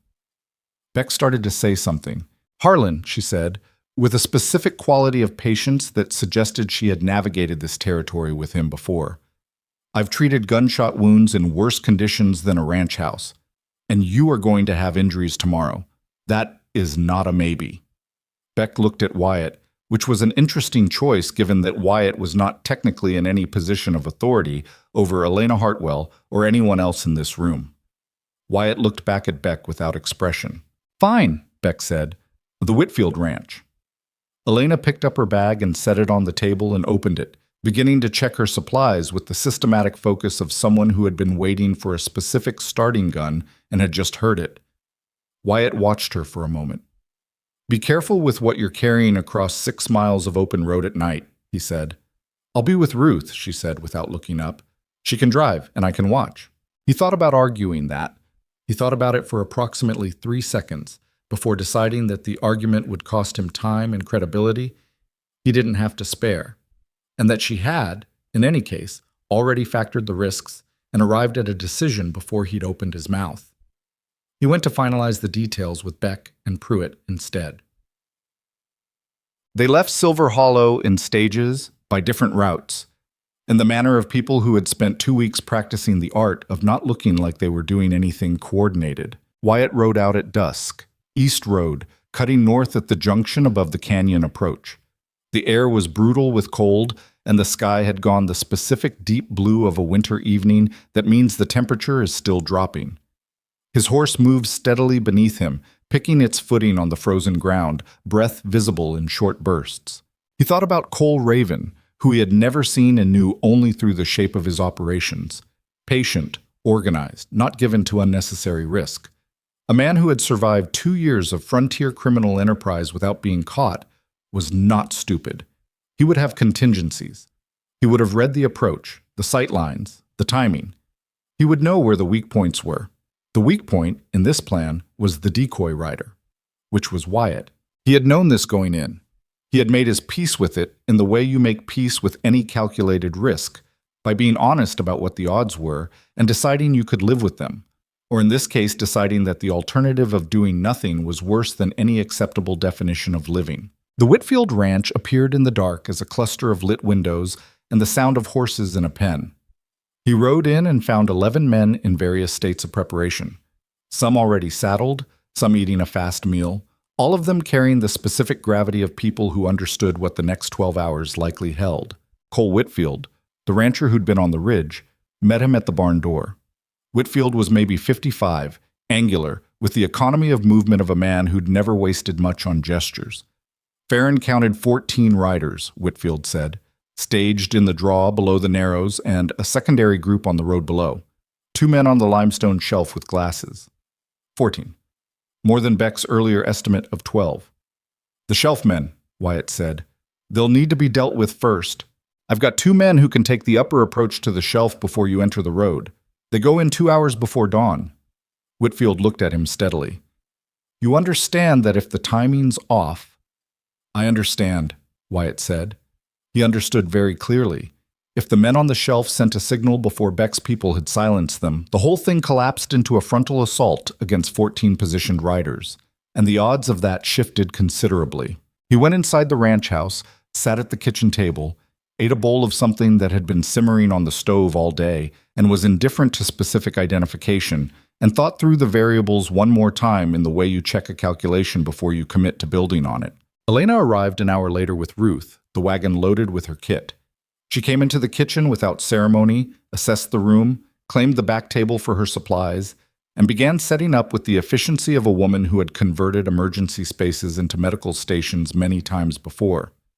Nobody challenged her and nobody got in her way, which suggested that 11 frontier men in a ranch kitchen had collectively made the same calculation that arguing with Elena Hartwell was unlikely to improve their night. She caught Wyatt's eye across the room and gave him a look that was not soft. It was direct and clear-eyed and carried the specific weight of someone looking at a person they've spent time with, knowing what that person is about to do. He held the look for a moment. Then he went to find a place to sleep for 3 hours before it was time. Dawn came cold and gray and entirely without ceremony. Wyatt rode into the canyon road at first light, which was barely light at all, just the sky going from black to a bruised dark blue. He rode alone, with a strongbox mounted behind the saddle that was made to look like a transfer case and contained, in fact, 3 rocks and a collection of outdated paperwork. He kept his pace steady, not fast enough to look nervous, not slow enough to look like he was waiting for something. The canyon walls rose around him as the road narrowed, and the sound of his horse's hooves changed from the open thump of the valley road to the flatter, enclosed sound of compressed rock. The limestone shelf was up there somewhere to his left. He didn't look up.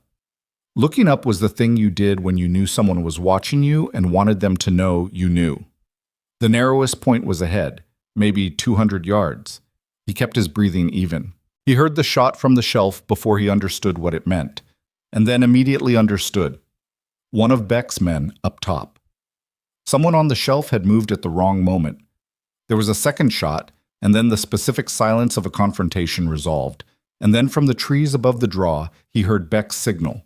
2 short whistles, the all clear from the ridge position. The shelf was clear, which meant the draw wasn't. They came out of it fast, not as organized as they might have been, because whatever had happened on the shelf had changed the timing by 30 seconds in the wrong direction.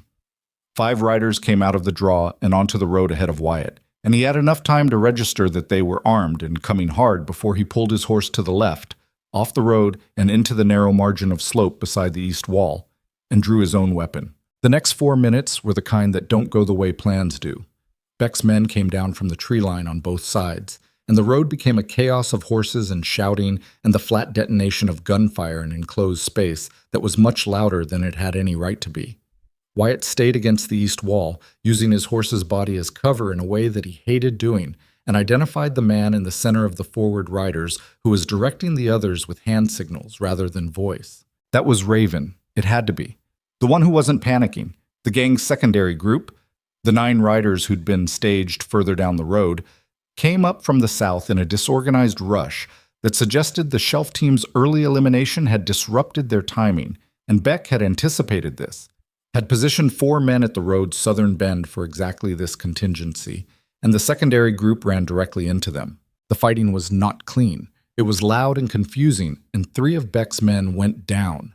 None dead. 1 shot through the shoulder in a way Wyatt recognized as serious but survivable, and 2 gang riders took their horses off the road and into the tree line and didn't come back, which meant they were either running or repositioning. Cole Raven made it 40 yards down the road toward the south, before his horse hit a rope that Whitfield's men had strung between 2 trees at knee height, specifically for this, and went down hard. Raven went over the horse's head and hit the frozen road and didn't get up immediately, which was the moment Wyatt rode to him. He dismounted with his weapon on Raven, who was on his back on the frozen road making the specific sounds of a man recalculating his position rapidly. Raven looked up at him. He was around 40, dark-haired, with the lean, flat-featured face of someone who had spent years outdoors not eating enough. His left arm was at a wrong angle, broken in the fall. His right hand was empty. His gun was in the road 6 feet away. "Don't," Wyatt said. Raven looked at the gun, looked at Wyatt, made a fast calculation.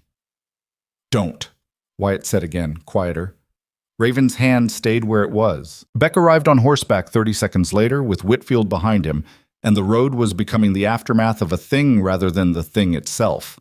Men calling out to one another, horses being brought under control, the particular fractured quality of a situation that has resolved itself before anyone was quite ready for it to. Beck dismounted and stood over Raven. "Cole Raven," he said. "You got the wrong man," Raven said, which was the thing men in his position said reflexively, and which nobody in the vicinity bothered to engage with. "I'm going to need you to stand," Beck said, "and I'm going to need you to do it carefully with that arm." Raven did it carefully, with his jaw set against the pain of the broken arm, and he did it with a kind of studied composure that confirmed Wyatt's read of the man. He was not stupid, and he was already thinking about what came next rather than the thing that had just happened. They got him upright and cuffed his good hand to his belt in the fashion that Beck had worked out as the best compromise for a man with a broken arm. Around them, the rest of the gang was being sorted. 8 captured, 2 dead in the fighting, 2 who had fled into the tree line and were being tracked by Whitfield's men. Wyatt stood in the road with his weapon holstered and watched the aftermath organize itself, and felt the particular flatness that follows a period of high tension. Not relief exactly. Something more like the absence of a weight that had been present so long you'd forgotten it was there. His horse was unhurt. That mattered. He hadn't expected to feel as strongly about that as he did. He found the rancher whose shoulder had been hit sitting against the east wall with a hand pressed to the wound and a look of controlled, furious focus. Two other men from Beck's group had smaller injuries, a gash across a forearm from a fall, a graze along one man's ribs that was bleeding through his shirt. "Whitfield," Wyatt said, "send the signal to the ranch. 3 flashes." Whitfield pulled the mirror from his coat and angled it toward the ridge. But wait. Elena was waiting in the ranch house door when the first riders came back. She didn't wait for them to bring the injured to her.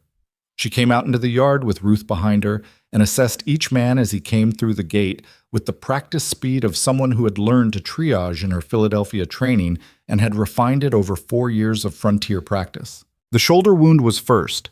She got the man inside and onto the table within 90 seconds of his arriving, and by the time Wyatt came through the gate, she was already at work. He came in through the kitchen door and found her bent over the table with her sleeves pushed up and her attention completely consumed, and Ruth handing her instruments in an order they had clearly practiced. The injured man was breathing hard but steady. Wyatt stood near the wall and stayed out of the way. She was aware of him. He could tell by the slight adjustment of her posture. But she didn't look up, and he didn't expect her to. She finished what she was doing, said something quiet to Ruth, pressed a cloth to the wound, and finally turned. She looked at him. Her eyes went quickly over him. The look of someone conducting a fast inventory rather than a personal moment. "You're all right," she said. "I'm all right." She let out a breath that she'd been holding for probably several hours. "The other 2? "Minor. 1 gash, 1 graze. Both can wait." She nodded and turned back to her patient. He went back outside and found Beck standing in the yard with Cole Raven sitting on a fence post, arm bound, watching the surrounding activity with the alert, calculating quality of a man who had not given up thinking. Wyatt stood beside Beck. "He'll talk," Wyatt said quietly. "You think so?" "I think he's smart enough to know what the alternative looks like. And I think the people who were financing him don't feel the same obligation to him that he might have expected." He watched Raven. "He's already figured that out. You can see it on him."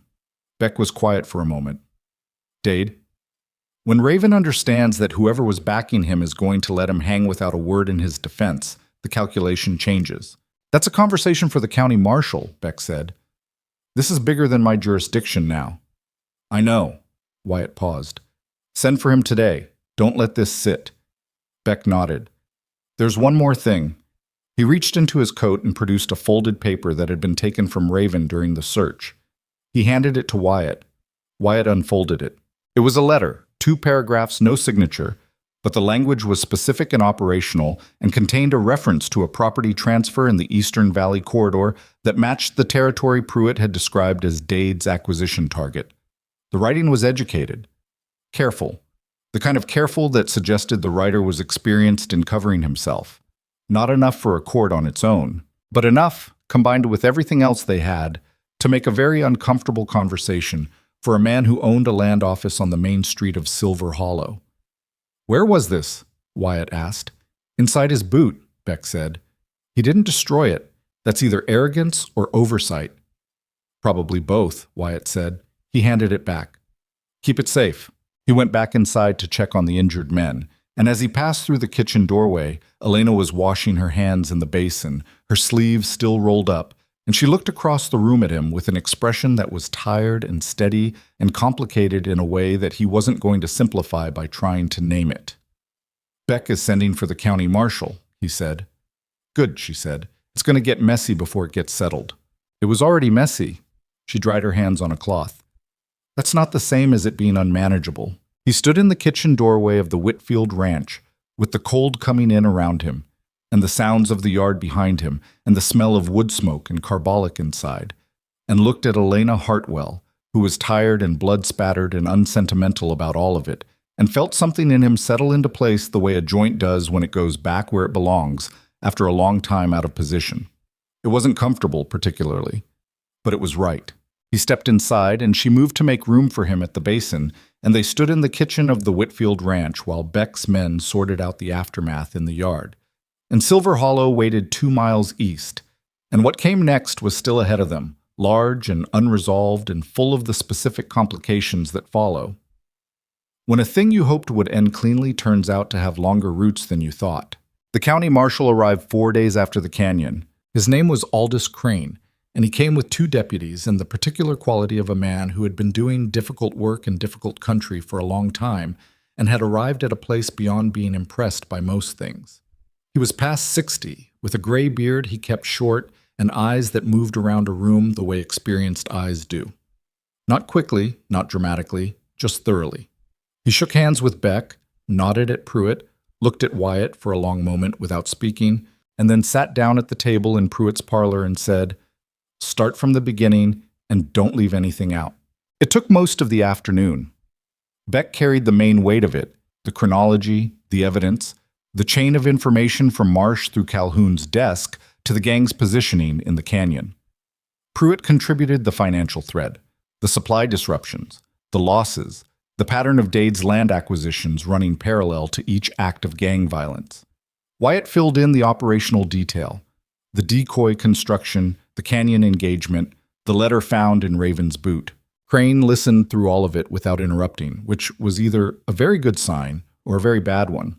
When they finished, he sat for a moment with his hands flat on the table. "The letter from Raven's boot," he said.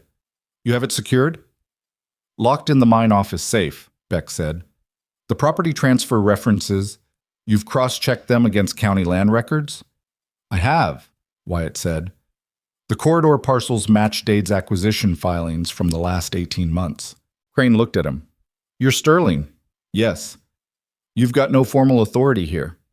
"No," Wyatt agreed. "I don't." Crane considered that. He was the kind of man who was deciding whether the absence of formal authority was a problem or just a description of a fact. "What's your interest in this?" "Carter Pruitt asked me for help," Wyatt said. "And then I stayed because it seemed like the right thing to do." Crane looked at him for another moment. Then he turned back to Beck. "Raven, where is he?" "Locked in my jail," Beck said. "Arm's been set. He hasn't spoken since the canyon except to ask for water and to tell me his name isn't Cole Raven, which I've stopped engaging with." "I'll talk to him," Crane said. The conversation between Crane and Raven happened in the jail the following morning, and nobody else was present for it. Beck stood outside the door. Wyatt stood in the street opposite, watching nothing in particular while watching everything. It lasted 40 minutes. When Crane came out, his expression had not changed significantly, but there was something in his posture that suggested a calculation had landed. He came to where Wyatt was standing. "He'll talk," Crane said. "I know," Wyatt said. "He wants a transfer to county detention, out of this town, and he wants whoever was financing him charged separately, which he seems to understand requires his cooperation." Crane paused. "He's smarter than I expected."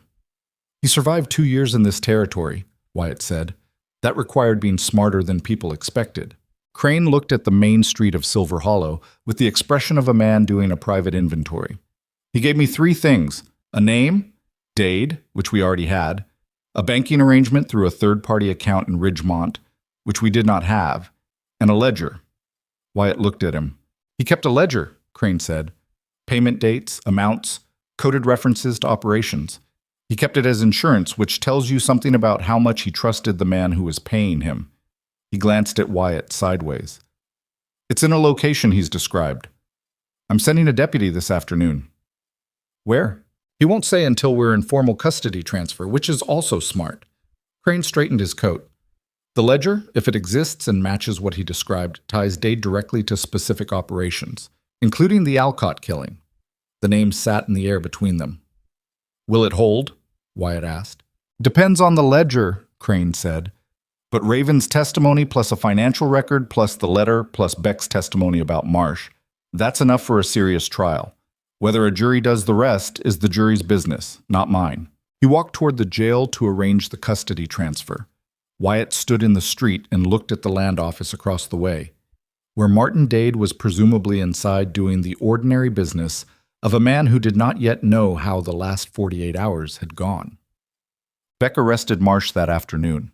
He did it without ceremony, walking into the sheriff's office at the end of Marsh's desk shift and saying in a voice that was flat and not particularly loud, "I need your weapon and your badge, and I need you to come with me."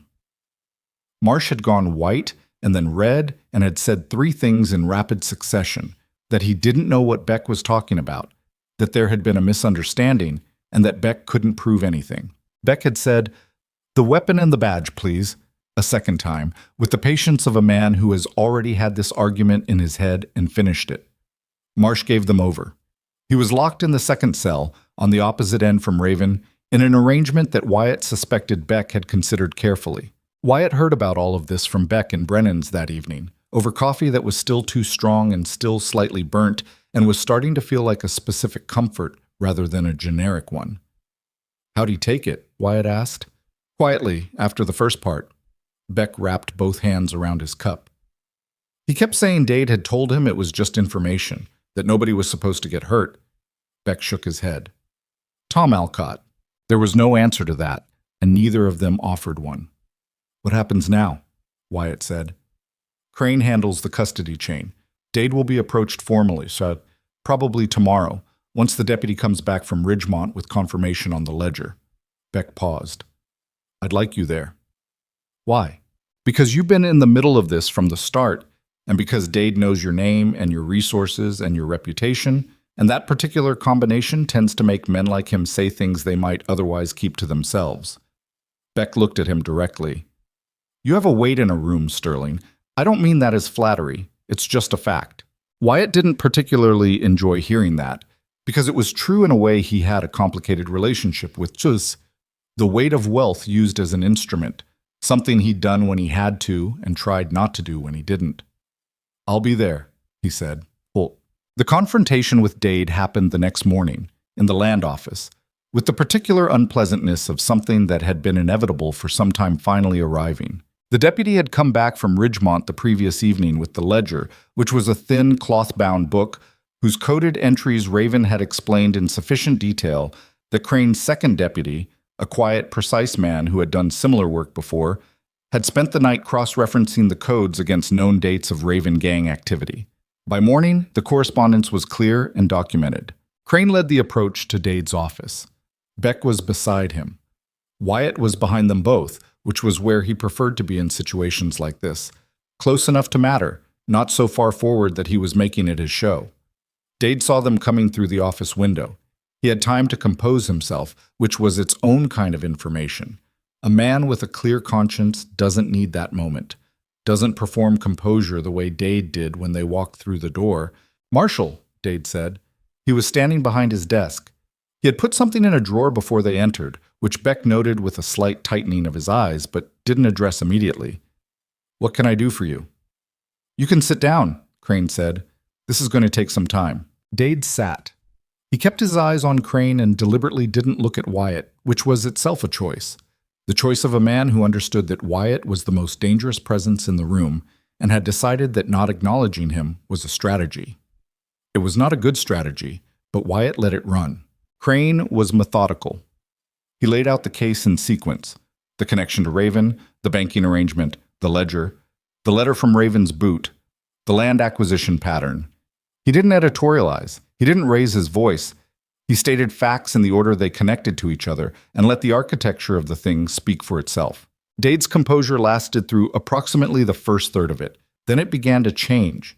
Small adjustments, things most people wouldn't catch, but that Wyatt had learned to read over years of watching men receive news they couldn't escape. The slight flattening of the affect, the controlled breathing, the hands, which had been folded on the desk and were now no longer entirely still. When Crane finished, Dade said, "I want a lawyer." "That's your right," Crane said, "but I want you to understand that before a lawyer gets involved, there's a conversation available to you that won't be available after." He paused. "Cole Raven is cooperating with this office. The ledger he kept is specific and corroborating.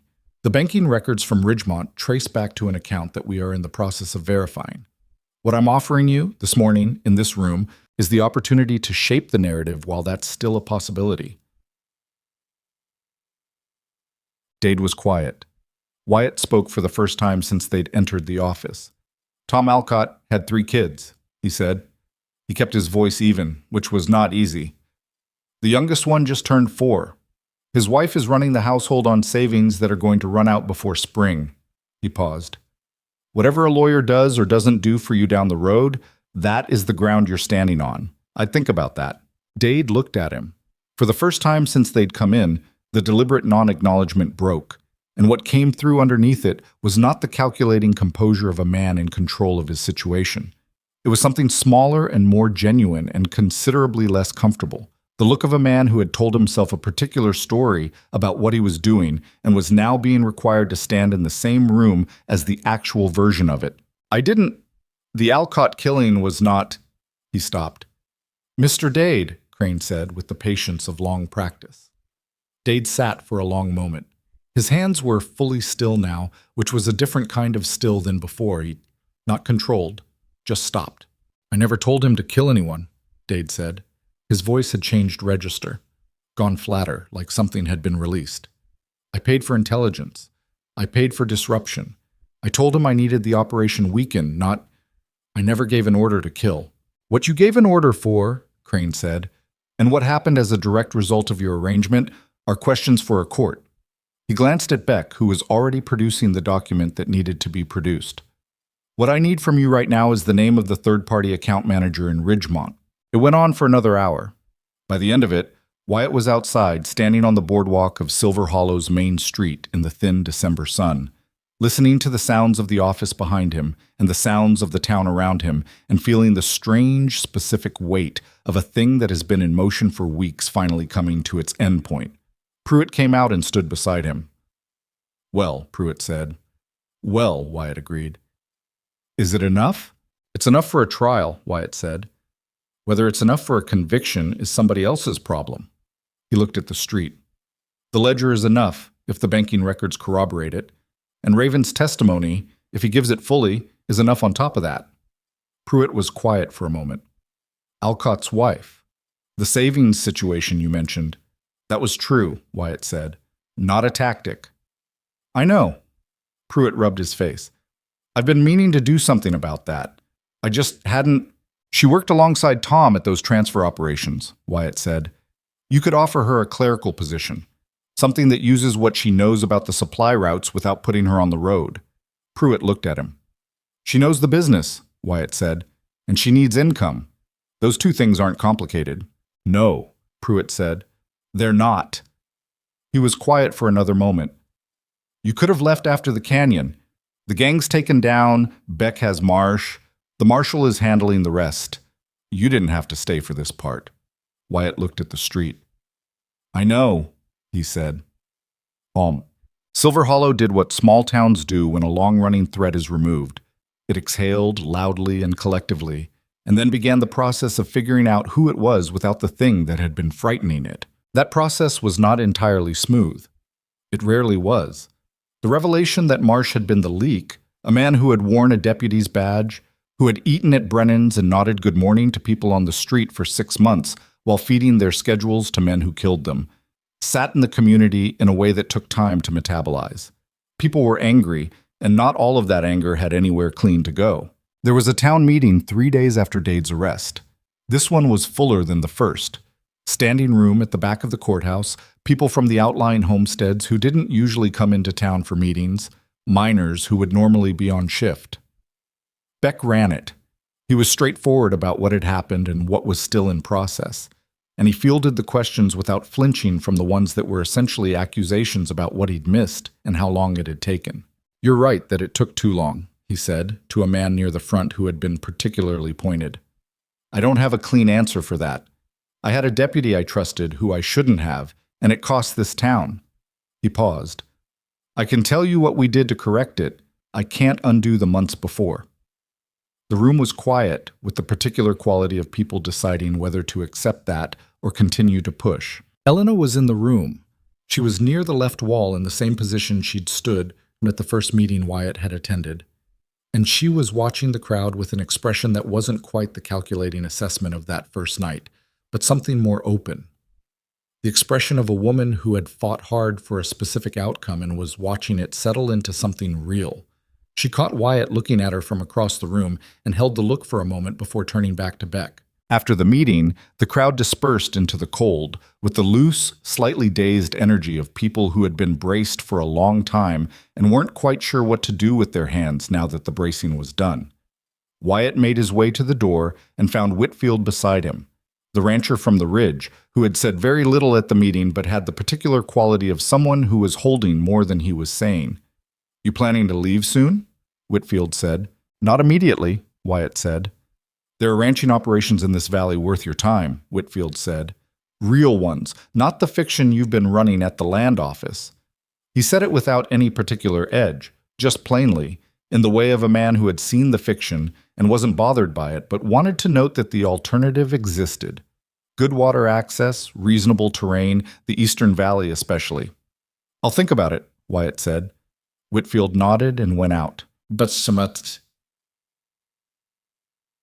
He found Elena at her office later that evening, which was not unusual for the hour. What was slightly unusual was that she was sitting at her desk doing nothing. No kit open, no paperwork in hand, just sitting with a cup of tea that had probably gone cold and looking at the middle distance the way people do when they're finishing an argument with themselves. He knocked on the open door. She looked up. "Come in." He came in and sat in the chair that had become, over the past several weeks, something like his chair, the one beside the cold stove against the west wall, angled toward her desk in a way that allowed conversation without being entirely face-on. "How'd the meeting land?" she said. "Better than it could have. Beck handled it well." "He always does." She drank her cold tea and made a slight face at the temperature. "I've been thinking about the Alcott family. Sarah Alcott. Pruitt's going to offer her a position," Wyatt said. She looked at him. "When did that happen?" "This morning. I suggested it. He agreed." He paused. "She knows the supply operation. It's useful knowledge." Elena was quiet for a moment, and in the quiet there was a quality of reassessment, not the clinical reassessment of someone gathering information, but the more personal kind, the kind that happens when someone does something you didn't expect and it moves the map slightly. "That was good," she said. "It was obvious." "Things that are obvious don't always get done," she said. He looked around the office. The organized kit on the shelf, the instrument case, the anatomical diagram on the wall that had been there long enough to show age at its edges, the lamp on the desk with its particular quality of yellow light that he had come to associate with this room specifically. 4 years she'd been here. 4 years of building this, piece by piece, in a town that was far from wherever she'd started. "What made you come west?" he said. She turned her cup in her hands. "I had a practice in Philadelphia, a small one, but mine. The hospital I'd trained at wouldn't employ women in surgical roles, not unusual, not then. So I built the practice independently." She paused. "There was a man. We'd been engaged. He decided that a woman who intended to keep working medicine after marriage was not the kind of wife he was looking for." She said it without drama, which was its own kind of pain, the way you talk about things you've finished grieving. The practice wasn't growing fast enough to justify the cost of the city. A colleague told me about frontier medical need. I came to look, and I stayed. "No regrets?" "About Philadelphia, no." She set the cup down. "About specific things here?" "Yes. I regret not asking harder questions earlier about the supply routes. If I'd pushed Beck 6 months ago on what I was noticing, Tom Alcott might still be alive," he said. "Yes." He didn't offer reassurance, because she wasn't asking for it and would have found it insulting. He just sat with the weight of it beside her, which was what she actually wanted, he had come to understand. "You can't know which thread to pull until you can see the whole cloth," he said, after a moment. "I've made that mistake too, in Colorado. A man I should have questioned earlier and the window closed." "What happened?" "I lost 3 months of cattle profit and 2 good employees who got caught in the middle of it." He looked at the lamp. "And I spent a year afterward being certain I'd learned the lesson well enough that it would never happen again. Which is the lie you tell yourself, because the alternative, that you'll make other mistakes you can't anticipate, is harder to carry." She looked at him with the expression of someone recognizing a specific shape of thought. You're better at this than you let people see, she said. At what? At the human part. She tilted her head slightly. You perform a version of yourself that's a little more removed than you actually are. I've been watching it since you arrived, the distance you put between yourself and things. He was quiet for a moment. It was true. And it was the specific truth that was hard to hear because it was the kind of thing you knew about yourself and didn't expect other people to articulate. It's a useful habit in certain situations, he said. I know, she said. I have my own version of it. She looked at her hands. Philadelphia trained it into me. You can't let everything in when you're working on someone who might not make it. You learn to manage the distance. She paused. The problem is that distance is like a lot of useful habits. It works until it doesn't, and by the time you realize it stopped working, you've forgotten how to close it. Is that what happened with the man in Philadelphia? She thought about it honestly. Partly. He wanted more closeness than I knew how to give. I thought the problem was the work, but the work was just what I was using. She looked at him. What about you? The question landed without preamble. He appreciated that. She didn't cushion it. My wife, he said. Years ago. She died of fever when we'd been married 3 years. We had a daughter who made it to 2. He said it plainly, because plain was the only way he'd learned to say it, that didn't split him open. After that, I built things. Land, cattle, operations. It was something to do with the forward motion that didn't have anywhere else to go. The office was very quiet. I'm sorry, Elena said. Not the reflexive sorry of condolence, the real kind, that cost something to say. It was a long time ago, he said. That doesn't make it smaller. No, he agreed. It doesn't. They sat in the office with the lamp burning between them and the cold pressing in at the window and the sounds of Silver Hollow's evening moving around outside. A wagon on the road, voices from Brennan's direction, the distant sound of the mine operation running its night shift. All of it ordinary and ongoing and indifferent to the particular weight of 2 people sitting in a small room discovering the shape of each other. You told Whitfield you weren't leaving immediately, she said. She'd heard that somehow. He wasn't surprised. I did. There's real ranching territory in the Eastern Valley, she said. It was almost word for word what Whitfield had told him, and he would have been surprised by the coordination, except that by now he understood that Elena Hartwell and Cole Whitfield had known each other for 3 years and were the kind of people who talked to each other directly about things. I know, he said. He told me. It's good land, he said. She looked at him steadily. Wyatt. Elena. She almost smiled, that compression at the corner of her mouth. I'm not someone who needs to be managed. I don't require careful handling or gradual approach. I know that, he said. Then stop doing it. He looked at her for a moment. The Eastern Valley, he said. I'd want to look at it properly before I decided anything. Obviously. And there are things still in process here. The trial, the land records. Yes. I'd want to see those settled. That could take months, she said. I know. She held his gaze. Is that the worst thing? He thought about the hotel room he'd been sleeping in for 3 weeks, and the coffee the boy left outside his door in the mornings, and the particular sound of Silver Hollow settling into its nighttime quiet that he had begun, without deciding to find familiar. He thought about Tom Alcott's family, and Beck's steadiness, and Pruitt's mining operation that was going to need investment to stabilize properly. He thought about the Eastern Valley land that Whitfield had described with the specific enthusiasm of a man who knows good terrain when he sees it. He thought about this room, and this lamp, and this woman looking at him with the directness of someone who had spent years learning not to look away from things. No, he said, it's not the worst thing. The weeks that followed were the complicated kind, full of the grinding procedural detail that comes after a dramatic resolution, when the dramatic part is done and the real work of consequence begins. Crane took Raven and Marsh to the county seat for formal processing. Dade was arrested 3 days later, after the banking records from Ridgemont arrived, and the ledger was formally entered into the county evidence record. His land office was closed and sealed pending investigation. The large man who had been his enforcer, the one who'd confronted Elena in the alley, was found at a farmstead 6 miles from town where he'd apparently been waiting for events to clarify. He came in without resistance, which suggested he had been following orders rather than operating on conviction, and his rapid cooperation with Crane's office confirmed it. Marsh talked more than expected once the formal process began, and his lawyer made clear to him that partial cooperation was not the same thing as full cooperation in the eyes of a prosecutor.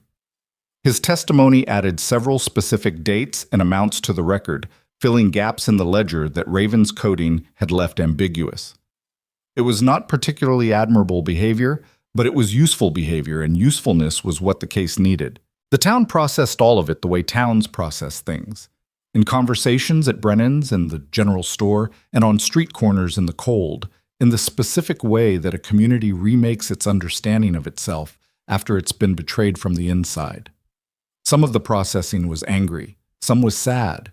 Some took the form of people going out of their way to do small things for each other, showing up to help a neighbor with a repair, dropping food at the Alcott house, organizing the school's winter fund in a way that included families who wouldn't have asked for help on their own. Sarah Alcott started the clerical work for Pruitt's operation in the second week of December, working mornings in the supply office with a competence that surprised Pruitt and wouldn't have surprised anyone who had ever seen Tom Alcott's evident respect for his wife's organizational intelligence. She was quiet at first, and then steadily less quiet. And by the third week, she was making suggestions about the routing documentation that Pruitt implemented without argument. Wyatt watched all of this from the position he'd occupied since the beginning, close enough to be useful, far enough back that he wasn't trying to run anything that wasn't his to run. He rode out to the Eastern Valley twice with Whitfield. The land was good, better than good, in the specific way of high valley terrain with year-round water access and natural shelter on the north side from the ridgeline. The kind of land a serious ranching operation could be built on rather than just managed through. He wrote to his operations manager in Clearwater, a capable woman named Herrick, who had been running the cattle business competently in his absence and would have some opinions about his extended stay in Silver Hollow, which she expressed in her return letter with the specific economy of someone who respected him too much to be indirect. "You've been gone 6 weeks. I assume you have a reason. I'll need 3 weeks' notice before any significant capital movement." He wrote back, "The reason is good. Prepare for capital movement." He didn't specify the nature of the movement, partly because he hadn't fully specified it to himself yet, and partly because he had learned over 44 years that announcing intentions before they were settled invited a particular kind of external pressure that he didn't need. He was in the middle of drafting a second letter to a land attorney in the county seat when Beck knocked on the hotel room door and came in with the look of a man who has resolved something he'd been carrying. "Trial dates are set," Beck said. "Dade 1st, March, Raven in April. Marsh will be a witness at both." "Good." Beck sat down without being asked, which was very much their pattern by now. "Crane's office is satisfied with the evidentiary record. He told me yesterday that this is cleaner than most cases he's built." He paused. "He also said the ranching investment angle you've been pursuing is legitimate, and he doesn't see any conflict with the investigation." "I didn't ask him." "I know, I asked him on your behalf." Beck met his eyes directly. "You're the primary witness to the Canyon operation. The defense will try to characterize your involvement as self-interested. I wanted the marshal's office comfortable with your record before that became an argument." Wyatt looked at him for a moment. "Thank you." "It's practical," Beck said, which was, Wyatt had come to understand, Beck's version of warmth. After Beck left, Wyatt finished the letter to the land attorney and wrote a third letter, shorter, to Herrick, adding a detail he'd held back from the first one. "The capital movement will include the establishment of a new operation in the Silver Hollow Valley. I'll need the Clearwater books audited before any transfer. Also, find out what it costs to endow a school expansion. A proper building, not what they have." He sealed the letters and went downstairs to have them sent and stopped in the lobby when he nearly walked into Elena, who was coming through the front door with the cold air around her and her bag over her shoulder and the expression of a woman who had just come from something difficult. "What happened?" he said, because the expression was specific enough to ask. "Lost a patient," she'd said. It was the first time in all the weeks he'd known her that she'd said something like that without the professional flatness she used as a buffer. "Older man, Hennessy, from the Upper Valley homestead, his heart. There wasn't anything—" She stopped. There just wasn't anything. He stood in the lobby of the Meridian Hotel and didn't try to fix it. He had learned enough about Elena Hartwell to know that was what she needed. Not comfort words, not the mechanical offering of silver linings, just the presence of a person who wasn't going to make her manage his reaction to her pain while she was still in the middle of it. "Come sit down," he said. She did. They sat in the two chairs in the lobby corner that the boy at the desk had the good sense to make himself busy far away from, and Elena sat with her hands in her lap and her bag at her feet and was quiet for a while in the specific way of someone allowing themselves to feel something they've been holding at arm's length. "I hated losing patients in Philadelphia," she said after a while. "You'd think it gets easier. It doesn't. It just gets different." Different how? She thought about it. In the city, losing someone felt like a failure of medicine. Like if we'd had better equipment or more time or more training, we could have fixed it. Out here, you understand more clearly what medicine actually is, which is the best intervention available given what's real. And sometimes what's real isn't enough. She looked at her hands. Hennessy was 81 years old and had lived a full life, and his wife was beside him. That doesn't make it not hurt. But the hurt has a different shape out here. He thought about that. "Better or worse?" he said. "I think just more honest," she said. He nodded. She sat for a while longer, and the lobby was quiet around them, and whatever she'd needed from the sitting, she found enough of it to stand back up with the particular straightening of spine that was her version of resuming. "I have rounds," she said. "Go," he said. She picked up her bag. Then, at the door, she looked back at him with an expression that was complicated and clear at the same time, in the specific way of someone who has stopped managing the distance she mentioned. "Dinner," she said. "Not at Brennan's. Pruitt has been telling me for a year that he has a decent kitchen and a cook who can do more than stew. I'm going to take him up on it Friday, and I'd like you to come." He looked at her. Are you asking on Pruitt's behalf, or?" "I'm asking on mine," she said.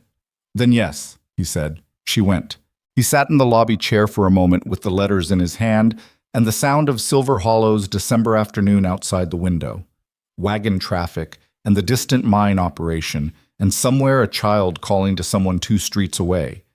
The ordinary, unglamorous sound of a community that was still here, still running, still working out who it was in the aftermath of something hard, and felt the specific quality of a man who has been moving for a very long time, finally becoming willing to stop. The boy at the front desk cleared his throat. "Your coffee, Mr. Sterling." Left it by the window. Wyatt looked. There it was. Left without asking, the way it had been every morning for 3 weeks. "Thank you," he said. "Yes, sir," the boy said, and went back to his ledger. Wyatt sat with his coffee and his letters and the afternoon light coming through the Meridian Hotel window and thought about Friday and the Eastern Valley and the letters he'd already sent and the ones he still needed to write. Outside, Silver Hollow went about its business in the cold December air, already beginning, in the way that towns do without anyone declaring it, to become something slightly different from what it had been before.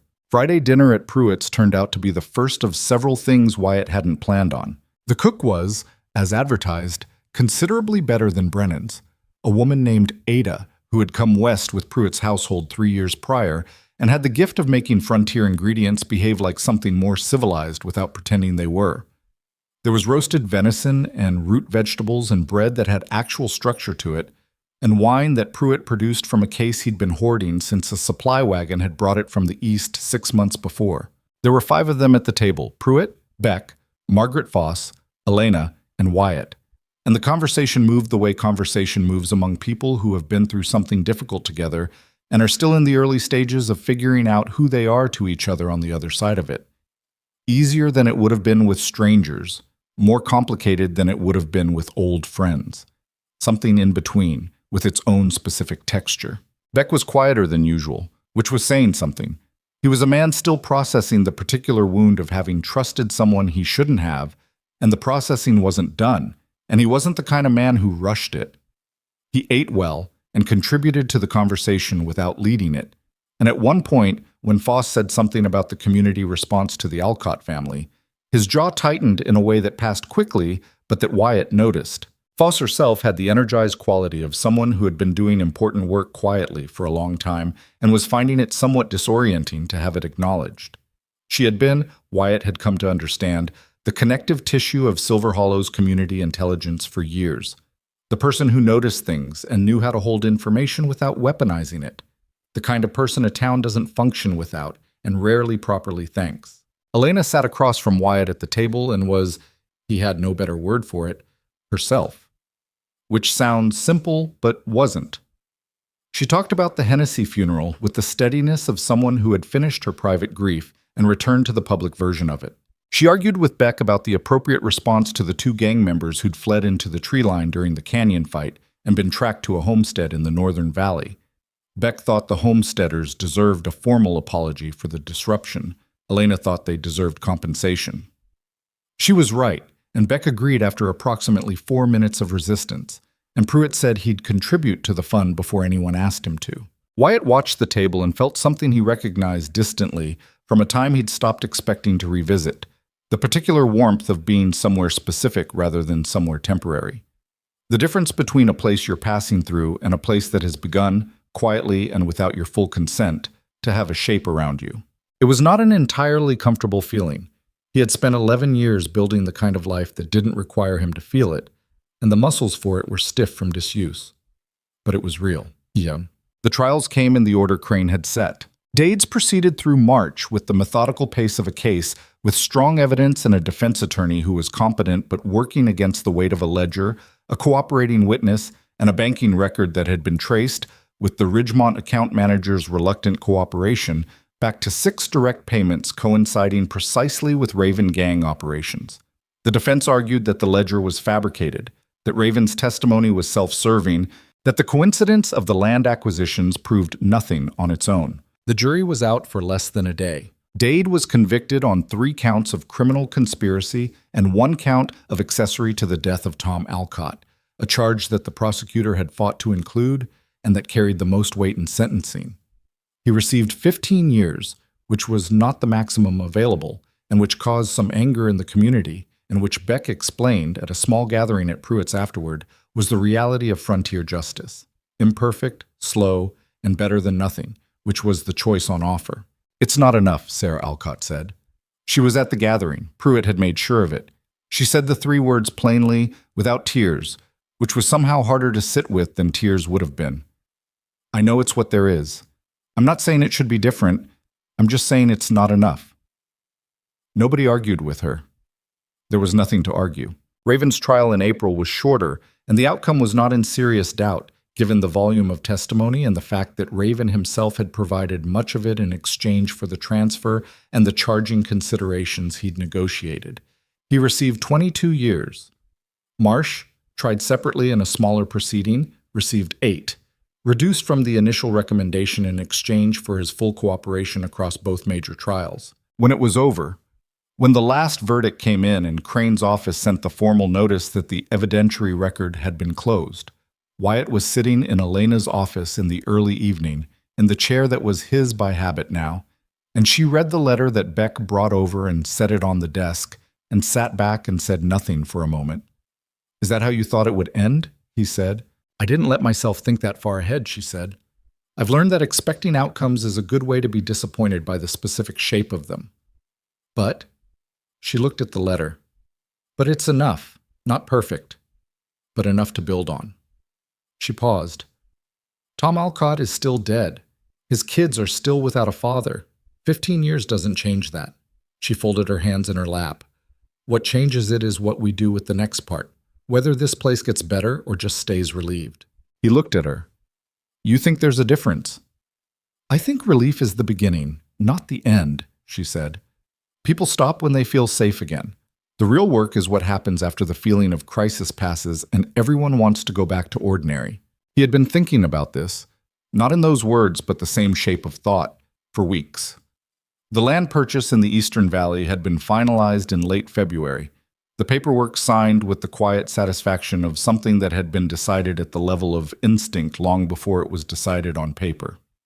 He had a foreman coming from Clearwater in the spring, a man named Ortega, who was reliable and direct and had been waiting for a role with more responsibility than Wyatt had been able to give him in a fully established operation. The valley land needed building, fencing, water infrastructure, a bunkhouse, gradually a herd, and building it would take 2 years minimum to have the bones of something real. He had written to Herrick to formalize the Clearwater restructuring. He had written to the school board about the building fund, enough to add 2 classrooms and a proper library wing, which the board had accepted with a letter that was somewhat overwhelming in its gratitude, and which he had read once and put away. He had, in a quieter negotiation with Pruitt, structured a partial investment in the mining operation that stabilized Pruitt's operating capital and gave Wyatt a return position that was useful without being controlling. He had no interest in running someone else's mine. He had interest in ensuring that the thing that employed half of Silver Hollow's working population didn't collapse under the weight of its recovery costs. All of this he had done in the methodical, unsentimental way he did most things, one piece at a time, checking the calculation, not announcing it until it was done. Elena knew some of it, not all. She knew about the land. She had ridden out with him twice to walk the Eastern Valley acreage, and both times she had asked practical questions: water access, proximity to the mine road, winter grazing feasibility, without framing them as anything other than practical questions, which he respected and which told him something about the specific quality of her intelligence, which was that it didn't need things to be more than they were in order to see their value. She didn't know about the school fund. He told her that evening, after Beck left and the office had settled back to its lamplight quiet. She was still for a moment. "The full building?" she said. "2 new classrooms and a library. They'll break ground in May."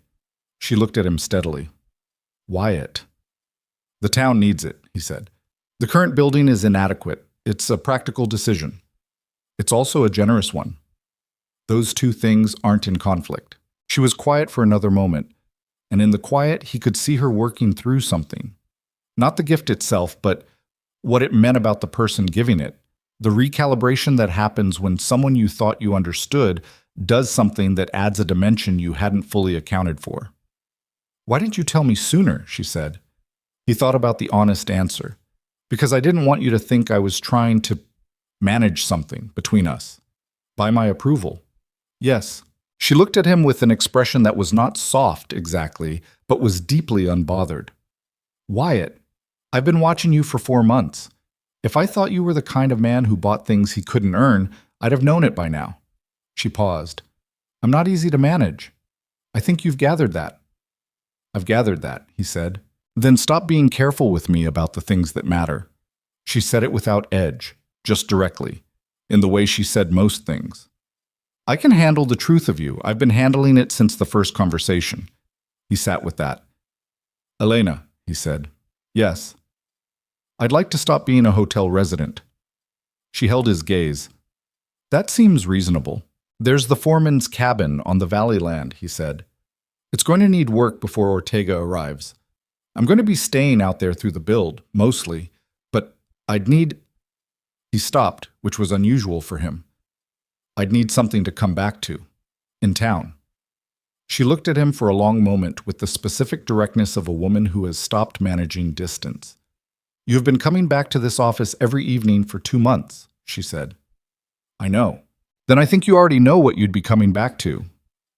He did. He had known it for some time. He just needed to hear it said in the open air, which was a thing he hadn't expected to need, and found he did. "All right," he said. "All right," she agreed. They married in June, on a Tuesday, which was Elena's idea. She had no patience for the production of a Saturday ceremony and the week of social preparation that preceded it. Beck officiated, which required the acquisition of a civil certification that he pursued with the same methodical competence he brought to everything. Pruitt and Foss and Ruth witnessed. Whitfield came in from the Valley Ranch, dressed in the cleanest shirt Wyatt had ever seen the man wear, and stood at the back with the expression of someone who had anticipated this conclusion several months before it arrived and was privately satisfied to have been correct. Sarah Alcott came. She sat in the front with her youngest on her lap, and when the simple words were finished, she smiled. The particular smile of someone who has carried a lot of weight for a long time and found a moment to set it down. Wyatt stood beside Elena in the courthouse room and made the promises in the plain language of the civil form. No performance, no cathedral framing, just 2 people in front of witnesses saying the true things aloud, and felt the specific gravity of it without flinching. He had been afraid, somewhere below conscious articulation, that this kind of specific gravity would bring back the grief of the first time, the weight of what he'd lost. It did bring it back. But it brought it back as something that had happened to him and made him who he was, not as something that had to be undone before this could be real. Elena signed the register with the same hand she sutured with, steady, deliberate, her signature small and legible and entirely her own. He looked at it beside his. That was enough, Mum. The Eastern Valley Ranch took 2 years to build into something that had the bones of permanence. Ortega proved himself within the first 6 months as the kind of foreman who made decisions on his own when decisions needed to be made and asked questions when he didn't know the answer, which was the only combination that worked. The first winter was difficult in the way first winters on new land always are. Fencing that failed in the freeze. Water infrastructure that needed redesign after the spring thaw revealed what the original plan had missed. Wyatt worked alongside the hands rather than above them, which was not what they expected and which established a specific quality of trust faster than a year of good wages would have. Elena expanded the medical practice in the second year. She had been thinking about it since the fever outbreak she'd described, the limits of a single practitioner in a growing region. She brought on a second physician, a young man named Farley, who'd trained in Boston and come west for the same mix of practical need and personal reinvention that had brought her here. He was cautious where she was direct, which created a useful friction in the practice rather than a destructive one. She also, in the second year, trained 3 women from the outlying homesteads in basic medical procedure: wound management, fever care, safe delivery assistance. Not practitioners, competent responders. The kind of capability that meant a man with a serious injury 6 miles from town had a better chance of surviving the ride-in. She called the training informal because formal would have required institutional backing she didn't have.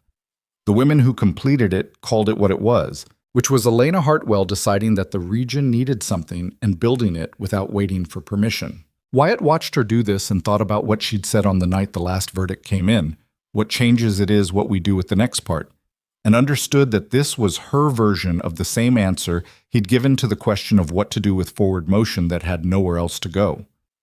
Build something. Not for the abstraction of legacy or posterity, but because the specific people in front of you need something specific, and you have the capacity to provide it, and that is reason enough. The school building opened in the fall of the second year.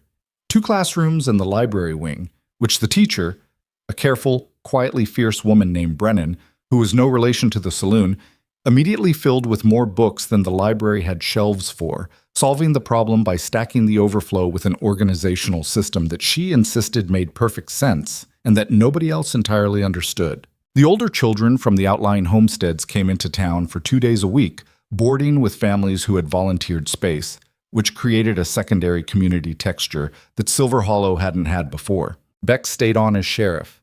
He ran unopposed in the county election 2 years after the trials, which he described as more of a relief than an honor, and which the town took as the understated truth it was.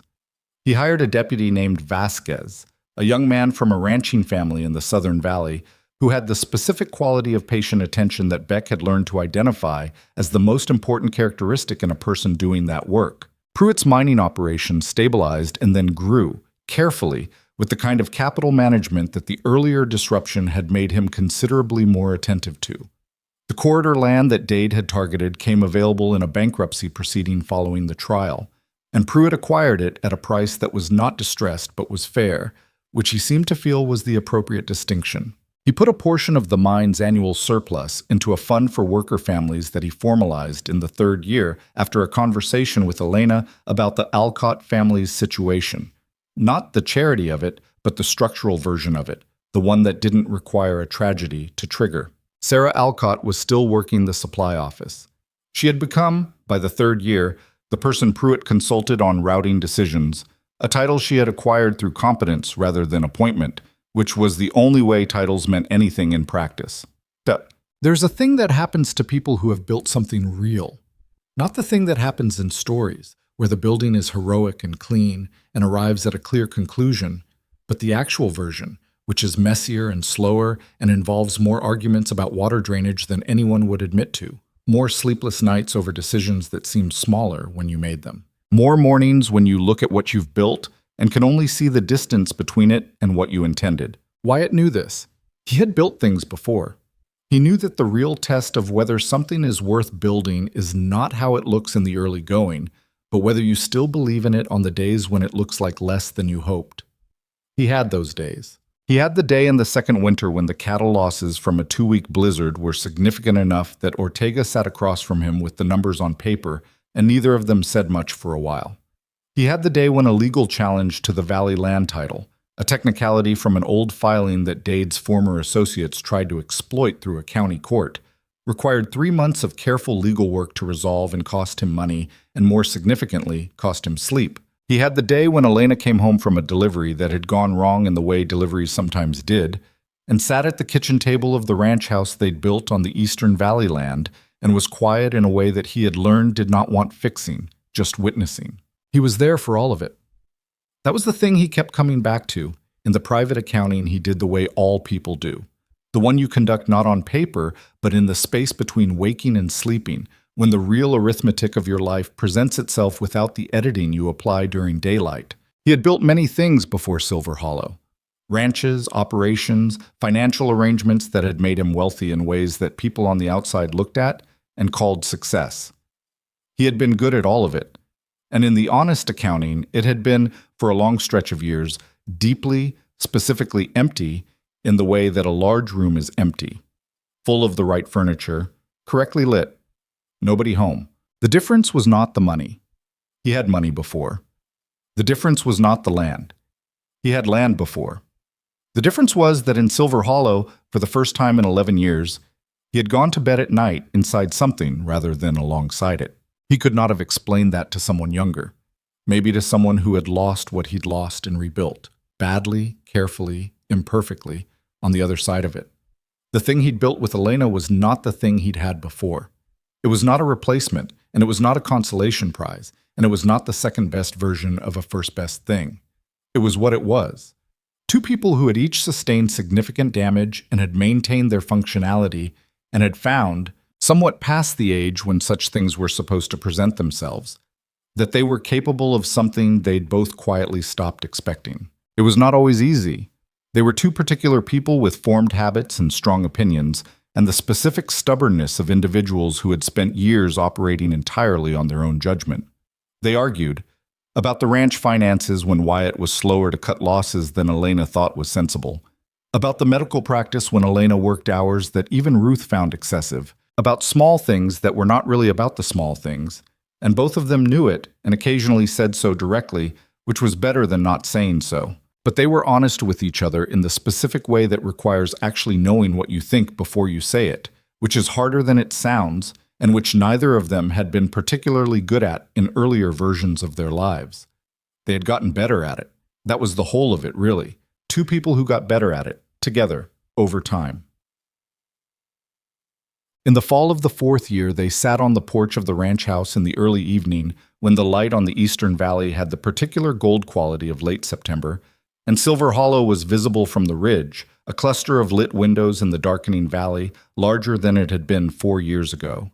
A new residential block on the north side, the school building's silhouette distinct from the older structures, Pruitt's expanded operation running its evening shift on the far edge. Elena had a cup of tea. Wyatt had coffee, which he still drank too much of and which she had stopped commenting on after the first year as a gesture of practical acceptance. Beck told me they're thinking about expanding the county road, she said, through the northern pass. I heard. It would cut the supply transit time by 2 days. It would also bring more traffic through Silver Hollow. She paused. More people. Is that a problem? She thought about it honestly. No, she said. It's just different from what it was. He looked at the town in the valley. Things change, he said, which was not a profound observation, but was the true one. Not all of them, she said. She didn't elaborate, and she didn't need to. He thought about what it meant to stay somewhere. He had spent most of his adult life in motion, acquisition, expansion, the endless forward thrust of building more because more was the direction available. He had been good at motion. He had confused it for a long time with progress, which was a different thing entirely. Progress required knowing where you were going. Motion just required not stopping. Silver Hollow had stopped him in the end. Not because it had trapped him or obligated him, but because it had presented him with something he wanted to stay for. That was the actual mechanism of it, underneath all the practical detail, the land deal and the investment, and the school fund and the trials. He had wanted to stay.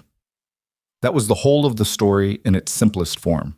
What he had built, the ranch, the investment in Pruitt's operation, the school building, the structures and arrangements and choices of the past 4 years, was not a legacy in the grand sense he'd seen men pursue, where you built large enough that your name outlasted you, and that became the point. He had no particular interest in his name outlasting him. What he had built was a set of conditions that made it easier for specific people to have a better version of whatever they were trying to have. That was not nothing. In his private accounting, it was the most significant thing he'd done with the money and the years, not because it was the largest or the most visible, but because he could point to a school full of books and a woman who could manage a gunshot wound 40 miles from the nearest surgeon and a mining operation that took care of its workers' families before there was a crisis requiring it, and know that those things were real and were working and would keep working when he was not looking at them. He had gotten here the wrong way, through loss and isolation and a decade of building things he didn't particularly care about because building was what he knew how to do. He would not recommend the route, but the thing he'd arrived at was not diminished by the difficulty of arriving at it. Elena leaned against him, which was a small thing and an ordinary one, the kind of ordinary that only becomes visible as the gift it is if you've spent long enough without it to remember what its absence feels like. The sun went down behind the western ridge and took the gold out of the valley light and left the blue-gray quality of an autumn evening in high country, and the lamps came on in Silver Hollow one by one in the window squares of buildings where people were finishing their days and starting their evenings and doing the unspectacular, necessary work of living in a place they'd chosen, a town that had been tired once, not tired now. Wyatt drank his coffee and listened to the quiet, and felt the specific fullness of a man who has stopped moving and discovered, to his genuine surprise, that stopping was not the same as ending, that it was in fact the only way to understand what you'd been moving toward all along. He had ridden into Silver Hollow on a cold November morning, looking, by his own later admission, for something he couldn't name. He had been too old for the story people told about young men finding their purpose, too stubborn for the story people told about wealth making everything available, too broken in specific ways to believe the story about starting over. None of those stories had been his. His had been simpler and harder. A man who showed up and stayed and built what the place needed and let the place give him what he needed in return and called that enough. Not because it was all there was, but because it was real, and real was the thing that had been missing, and you cannot argue with the relief of finally having the thing you didn't know you were looking for. The evening settled. The stars came out above the eastern ridge, sharp in the cold air, indifferent to the details of the valley below. Elena finished her tea. "Come inside," she said. "Ada left something on the stove." He stood. They went inside and the door closed, and the lights of Silver Hollow held steady in the valley below through the long, clear autumn night.